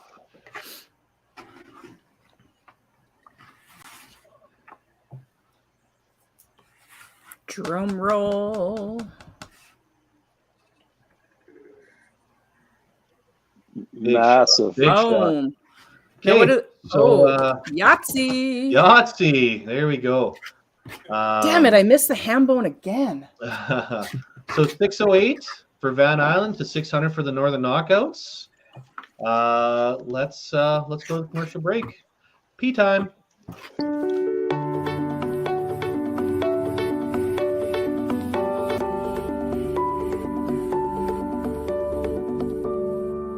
Cargill is proud to be supporting a truly Canadian sport like 5-pin bowling.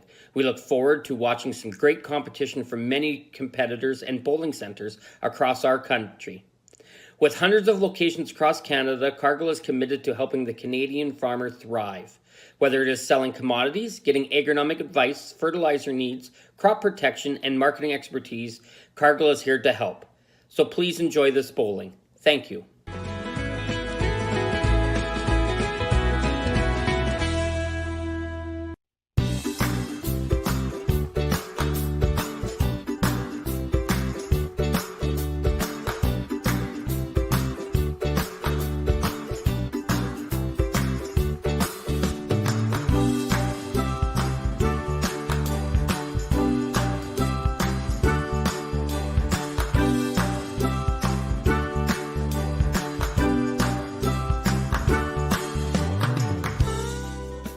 When you come to the Canadian Brewhouse, you'll feel right at home.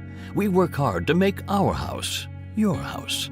With an affordable menu of appetizers, entrees, desserts, beverages, and killer deals on daily specials. At our house, you never miss a play. As sports lovers, we've ensured each location includes over 50 TVs and our signature Jumbotron. The Canadian Brewhouse is the place people want to be.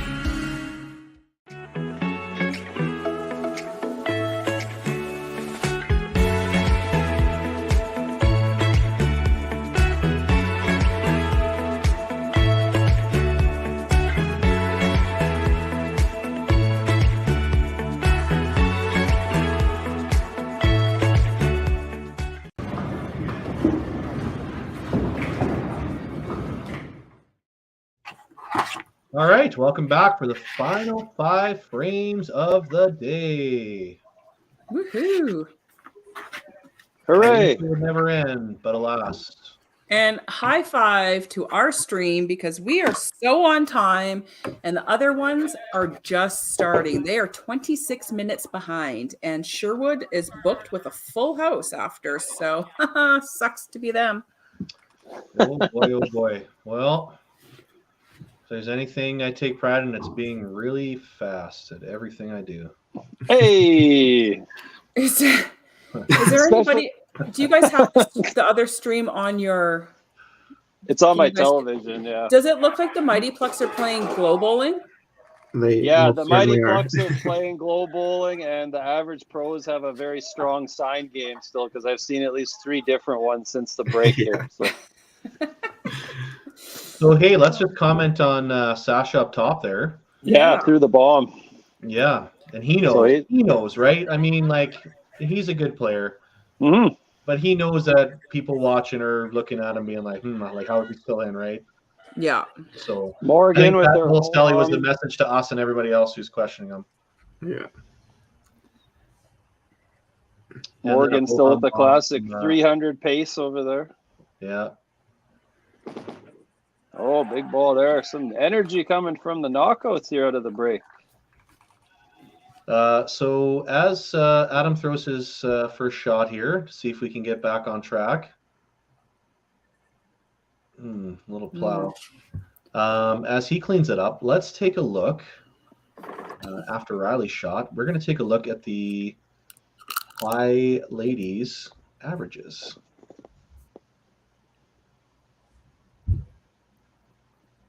What a great shot. Okay. So right up top, see her right there. Not shocked at all. And it's with the bullet too. That's 30 points right there. And her play today has not changed that at all, right? So her average doesn't feel like it's going to go down. Yeah. Yeah. Carol and the Sizzler are both bowling here in the 3 and 4 spot, right? The Sizzler. Come on. Sizzler. Not a bad nickname, okay? Anyways, but yeah, so we've got 3 of the top 10 playing. Heidi, of course, throwing that big game there. JVW, yeah. So a lot of female talent on display today. For sure. Hank with a big strike. Yeah. Like he was rolling the dice there. And no beer frame. Oh. Nobody likes to match. No. Now, left 3-pin is fine because he throws slight right with end over end, so he can hit either side here to clean this up, right?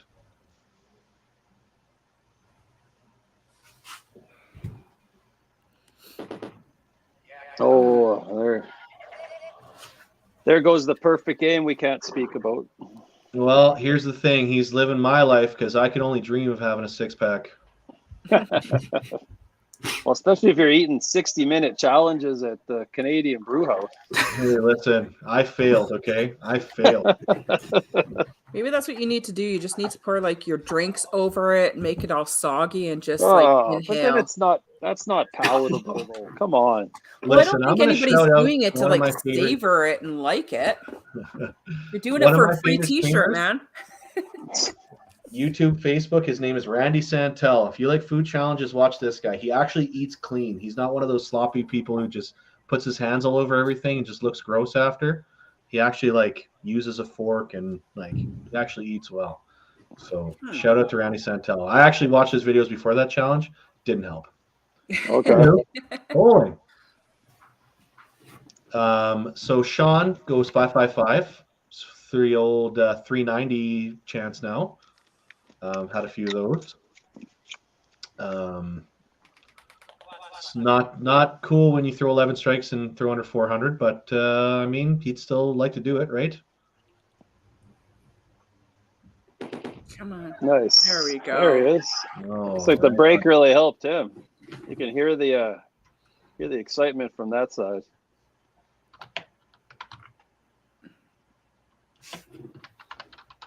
And Him with another great ball. He's throwing a ton of strikes this game. okay.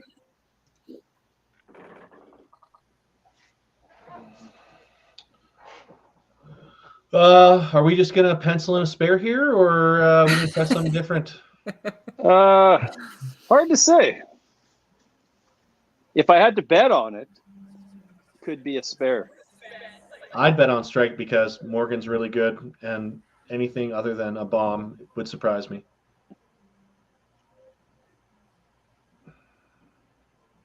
Oh no, you could tell right out of the hand.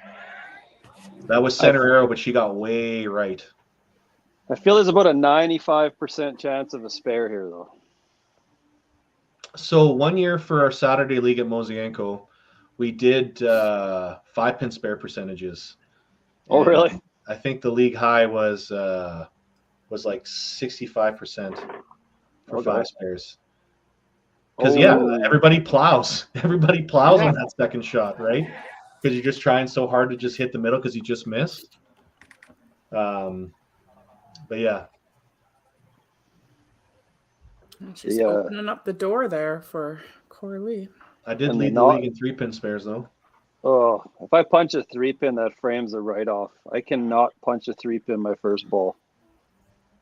Well, the way you throw, if you hit it thin, you're probably getting tapped to send it over, right? So you're getting tapped on the ball side.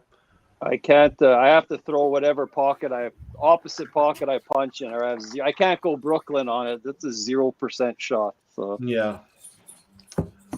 Okay, so Adam needs to do something here to try to make up some of that gap. I mean, I never envy anybody who comes in as a sub, right? So no. Yeah. Oh, Riley got absolutely roasted on that.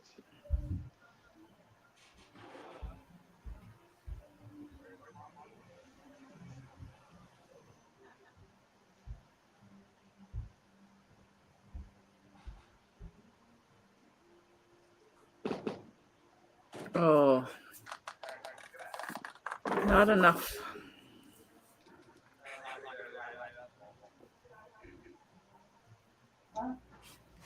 They got the echo on the northern knockout side. Yeah.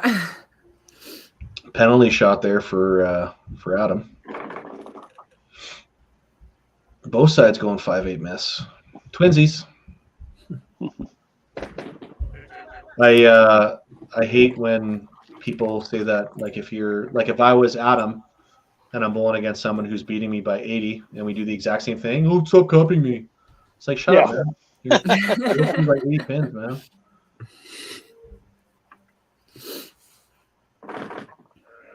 Oh my goodness. What was the name of Homer's snow clearing company? Mr. Plow. Okay. Yeah, that's what I thought. That's what we're seeing here. Yes, sir. Mr. Plow, that's my name. That name again is Mr. Plow. So we've slowed down quite a bit. Both sides going opens. Double up top though for both squads, right? And we got 858 to 801. So I mean, with 135 still on the board for everybody, there's still a lot of room.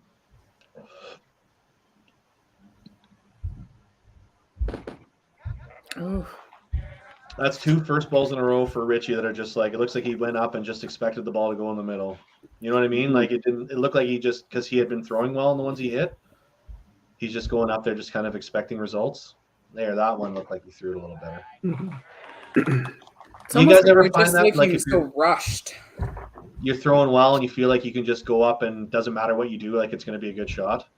Yeah, some days feel like that for sure. Probably You get fewer of unnecessarily those. lazy. Yeah. I always know if I'm going to have a good game or not by warm up. If I'm having a good warm up, I'm going to bowl real shitty. If I have a shitty warm up, I'm probably going to bowl pretty good. That's funny. It's interesting. I don't take much stock in warm up. It takes me like 15 balls to even be able to throw a proper bowling ball at my age now. So if I don't get a warm up, I'm in big trouble. Well, when I'm warming up, I'm trying to find which shot's going to get the push, right? So I'm looking to find, can I go straight up the gut, right? Or am I going to have to go from a bit of an angle? So, yeah, that's what I'm trying to find in warm up. And I mean, of course, as I get older, I'm just trying to warm up the old bones. Right. Yep. So, yeah. Yeah, nothing is right with my arm for the first. Oh, great shot there. But yeah, the first 10 or 15 balls, I need them. If I don't have them, I'm in trouble. Just want to send a shout out to my beautiful, caring partner, Cindy. Just dropping me off some chicken fingers here. Oh, that's lovely. Oh, you're so welcome. My Cindy, not Tim Cindy, my Cindy. Hey, it's just nice that some people are learning to know what my name is instead of just being Tim Wiseman's girlfriend. Well, any self-respecting person who's ever bowled in Red Deer knows who you are. Yes. And so.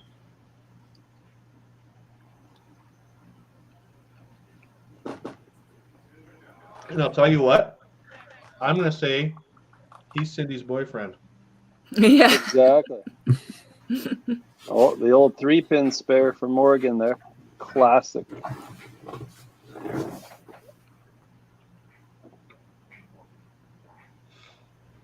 You know what? That's a huge 3-pin spare, though, right? Like, look at that match. You need that. And after an open, who gives a crap? And there's a spare on that side. Yeah. See if There's a Adam lot can of get close something going matches here. today. Yeah. Adam just doesn't seem to have it coming into this game here. No, he's really liking that left side. Well, it's ride or die for him, though, right? So he better figure it out. Yeah. Can you say that without a mouthful of chicken fingers? Sorry, I haven't eaten all day. You know what? That's tough, though. And I'll be honest, like all the ones that I've done commentary on and the ones I've watched, I can't recall a sub coming in and like doing super poorly. Do you know what I mean? Like usually the subs, they usually work out pretty well, right? Okay. Oh, there's a half. Like, I mean, I'm talking aside from the ones where it's like kind of like a mercy pull, right? Yeah. But yeah, usually when the sub comes in, and it could be the talent level too, right? I mean, this is the best of the best, and these guys are paying hundreds and hundreds of dollars to play in, right? So, I mean, they're going to be good. Well, Hank with a corner, and I'm guessing this is probably his preferred corner. I would imagine, yeah.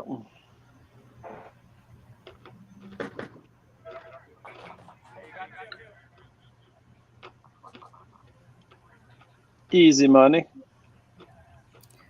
God, I wish I could do lefts that easy. Yeah, lefts are my nemesis myself. So. Well, you're both backup people, right? So. I actually threw a hook at that pin for the last couple of years, and I've gone back to throwing my backup at it just because it feels more natural. Well, and I always have people ask, okay, Cindy, when you're throwing for that left pin, where's your spot? And I just look at them with a blank face, and they're like, oh my God, you're a bocce bowler and you look at the pins? I'm like, yep. I just try to give myself more lane on that side now and hope for the best. But yeah, I Yeah. always, everything I throw is a backup, and I've always thrown a weird little hook at that the last couple of years. I went back to what I used to do. So I feel like when I'm going for the left, I have to reach so much. Where on the right, I can kind of manipulate it or get away with it a little bit more. But that left one, I just feel like I'm throwing my whole body out there. That's exactly it, though. That's exactly it. That's every right-hander that throws a backup. When you go for that left one, unless you hug the gutter on the left side, you're having to throw away out there, right? Mm-hmm. Yeah, like I throw the ball decently hard, and I have to throw away out there, right? I can't imagine somebody with a slower ball speed. Yeah, how much play you have to give it. Wow, he's really come alive after that break. Making us look like dummies for saying "Where's the pole?" earlier. I'm surprised he hasn't flipped off the camera. I was just gonna say, I think that's a big middle finger to us. Suck it, commentary crew. Yeah. Hey, but I mean, whatever you need. You know what I mean? Yeah, for sure. Yeah, get him fired up. Definitely working. And he's like, haven't you seen the clips of the NFL player that would get the trainer to smack him in the face? Whoa, what's going on here? I'm not sure. Holy smokes! Hello. I thought you were showing us how many chicken fingers here. Yeah. What kind of dipping sauce was that? I didn't see. It's ketchup mixed with hot sauce. Ooh, it's an intriguing combo. I'm a big honey dill guy for my chicken fingers. I like my honey dill. We got a big jar of that in the fridge too. Nice. I'm loving the new Big Mac sauce that you can get in the side at McDonald's now. There's a Big Mac sauce on the side? Yeah, but I mean, let's be honest, it's really just Thousand Island. Oh, okay. So 2 of the ladies' high averages in the 2 spot are going shot for shot. Mm-hmm.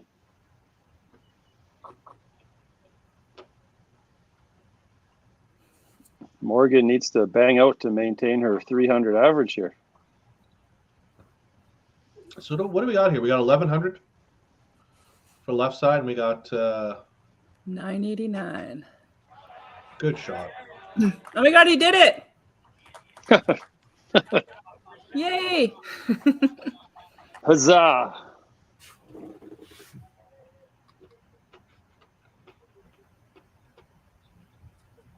You know, the 3-4 holes are that's tough because I mean, look at the knockouts. Everybody's got 208. Okay. Yeah. So when you have those couple boards that are lagging behind, like there's the difference, right? Yeah, like the Northern knockouts coming out of the break have been absolutely like unconscious here. They're playing really well. Well, there's another squad.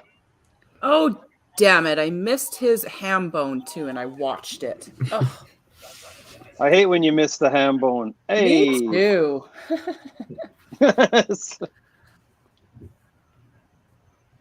Ham bones and crushing D. Just a normal Sunday morning over here. Yeah. Just flying solo over here this weekend.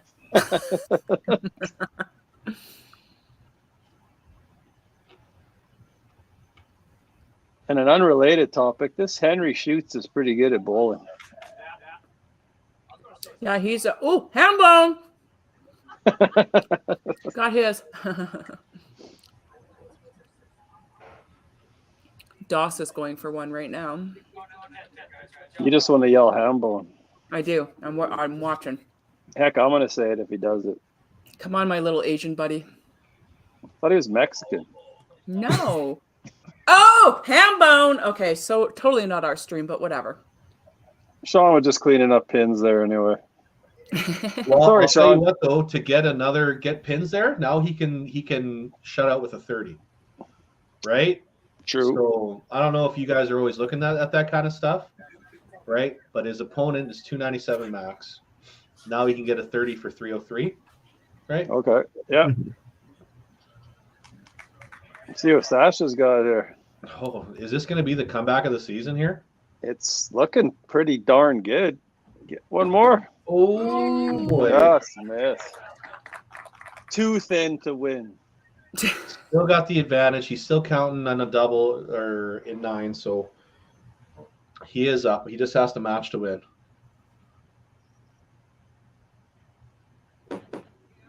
There it is. There you Great go. comeback. Yeah, that's after seeing his start, I would not have predicted this finish. That's amazing. No. Yeah. He showed us, that's for sure. Well, and I mean, he showed himself, right? I'm sure any self-respecting competitive bowler doesn't like having 52-4. No. Ah, nice. Great game. Yeah. Maybe So during let's that just, 2-minute look at break, this here. So he had what did he end 52 up in with? the fourth. 267. So he had 215 in 6 frames. Mhm. Pretty good. Pretty good. I wonder if during that 2-minute break there in the 5th frame, he just like shotgunned like 12 OVs off camera. Started the freight train up. Do they still make OV? Yeah. Still get it in somewhere. Yeah, you can get it here still. Oh, aces. Oh, no. Oh, wow. Sparable. Let's see what the Sizzler does. Little backup. Oh, Boy, that ball was sizzling. it was. It was. Right in the skillet, that shot. Oh, close. That match Okay. is, for all intents no, I and mean- purposes. It's not completely firm, but I mean, a hit does it. If I know the Sizzler like I think I do, this could be a great ball. Well, any ball before you throw it could be great, Ryan. Exactly. That's good commentary. Oh, no. Just pitch out. What are we looking at here? Oh, no. Oh, shoot. Oh, no. We're going to need more than a side here, folks. So kudos to Morgan for cleaning up aces. Dropping her average to 295 on the season. Oh, nice. on the outside, gangster style. God. Where's BTO when you need them? Because that was taking care of business. Ooh.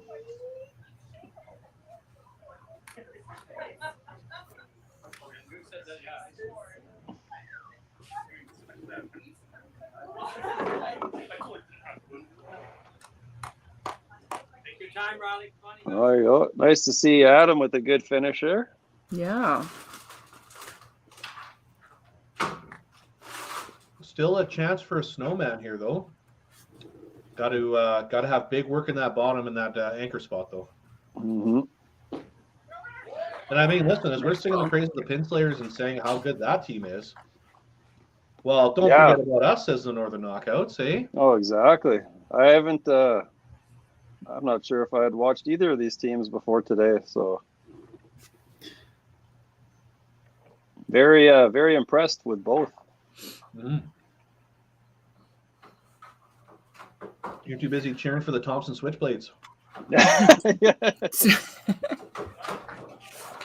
Well, this is definitely going to help the Knockouts climb out of their 9th place. Mm-hmm. Well, as we throw a couple balls to finish here, let's take a quick look at the standings for the Cargill division. So the Knockouts, this is going to push them over that 50% mark. Yeah, that's. And the Pinslayers, these two matches are gonna knock them down. Mm-hmm. 50% mark, right? Yeah, that'll definitely be a big jump for them. The Knockouts still have 3 more matches after this. Yeah, that's actually. I think a team like Regina that's in 4th right now, they're already done for the season. They unfortunately won't make the playoffs by the end of this, but Be interesting to see what their name will be next year. yeah, they're 0 for 2. They're 0 for 2 so far, so.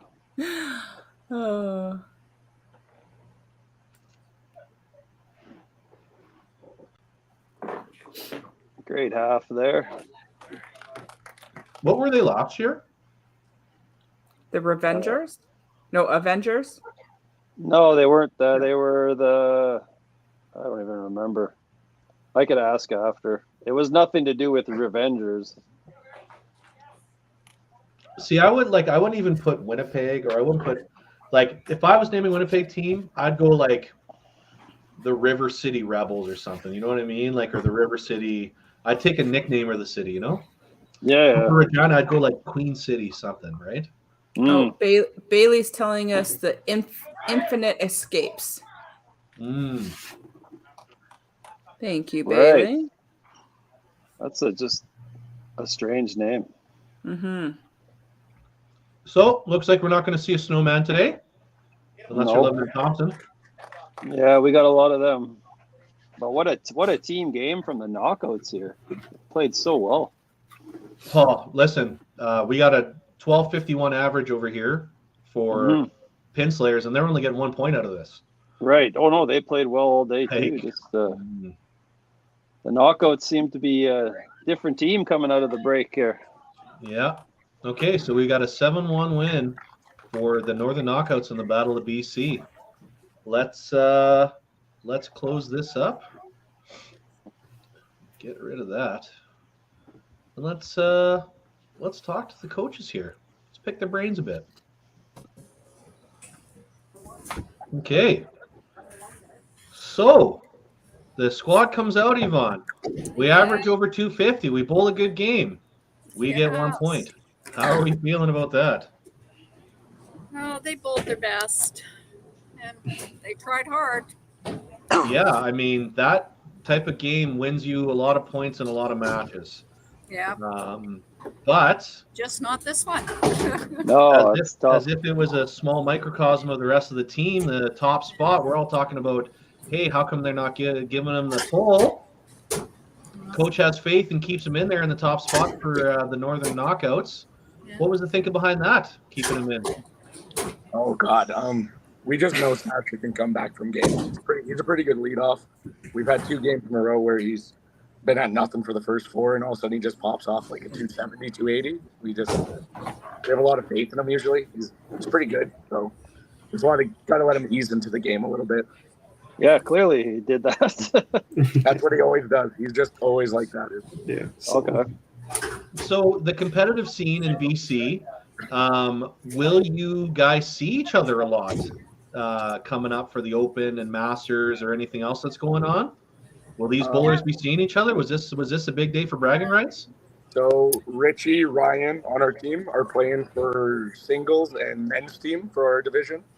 And we have another young kid from Dawson playing at singles as well. He's not a part of our pro league, but there definitely is, because Richie lost to Jordan Shish last year in singles, so he's got to come back now. So this is it. Well, I'll tell you what, this was a big showing for BC bowling today. Like, absolutely, all the games bowled by you guys in both matches, that was awesome. And definitely some names on both squads that we're all going to have to pay a little bit more attention to. So kudos to both of you guys for having some great matches today. Some great matches. And I mean, you're both set up that with the matches that you have left this year, still can scratch it out and get into the playoffs. So anything can happen. Yeah, lots of time for you guys, because you got some great bowlers. Thanks.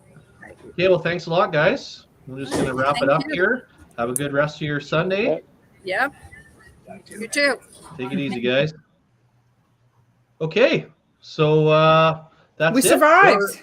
Four great matches today. Good job. Let's take a look at the standings here and just kind of talk about what went on today. So the old DCB Crushers doing what they do. And the Bombers moved to second. Yeah. They'll be 3 points behind the Dream Crushers. I mean, the Knockouts with 3 games left, they just took a 7 spot. Yeah, that's gonna bump them up a bunch, hey. And unfortunately for Calgary and Dakota, even with Calgary's win, I don't think the 6 points really did it for them. You know? No, they gotta go 8-8 to even have a chance. Who's your last game against, Anthony? You guys are in second here. Yeah, we're against the Mad Hatters. Oh, so that's kind of a optimal matchup for your situation, I would say. Yeah, I think last year they beat us, so Oh, We're really? not going to take them lightly. Yeah. No, absolutely no. You can't take any team lightly. But record based, I mean, that's Yeah. probably the best thing you could ask for. Yeah. Well, and Carnage still has to come up against the Dream Crushers and the Bombers, I believe, still too, right? Oh, wow. So that's a way tougher hill to climb, you would think. Yeah. Well, we are going to wrap this all in a nice, neat little under 4-hour package, unlike the other stream. Yeah, they're way behind. You know what? Anthony, Cindy, Ryan, thank you guys so much for coming out and commentating. I had a lot of fun today. You guys were awesome. Great insight. You're fans as well as great analysts too, so it's really good to have you guys out. Thanks for taking over being techie. Well, Yes, you know what? I feel like keeping us on we top. did most of the work in the background. I skipped a commercial at one spot. But yeah, we won't do it this time. To everybody out there watching, thank you for sticking with us.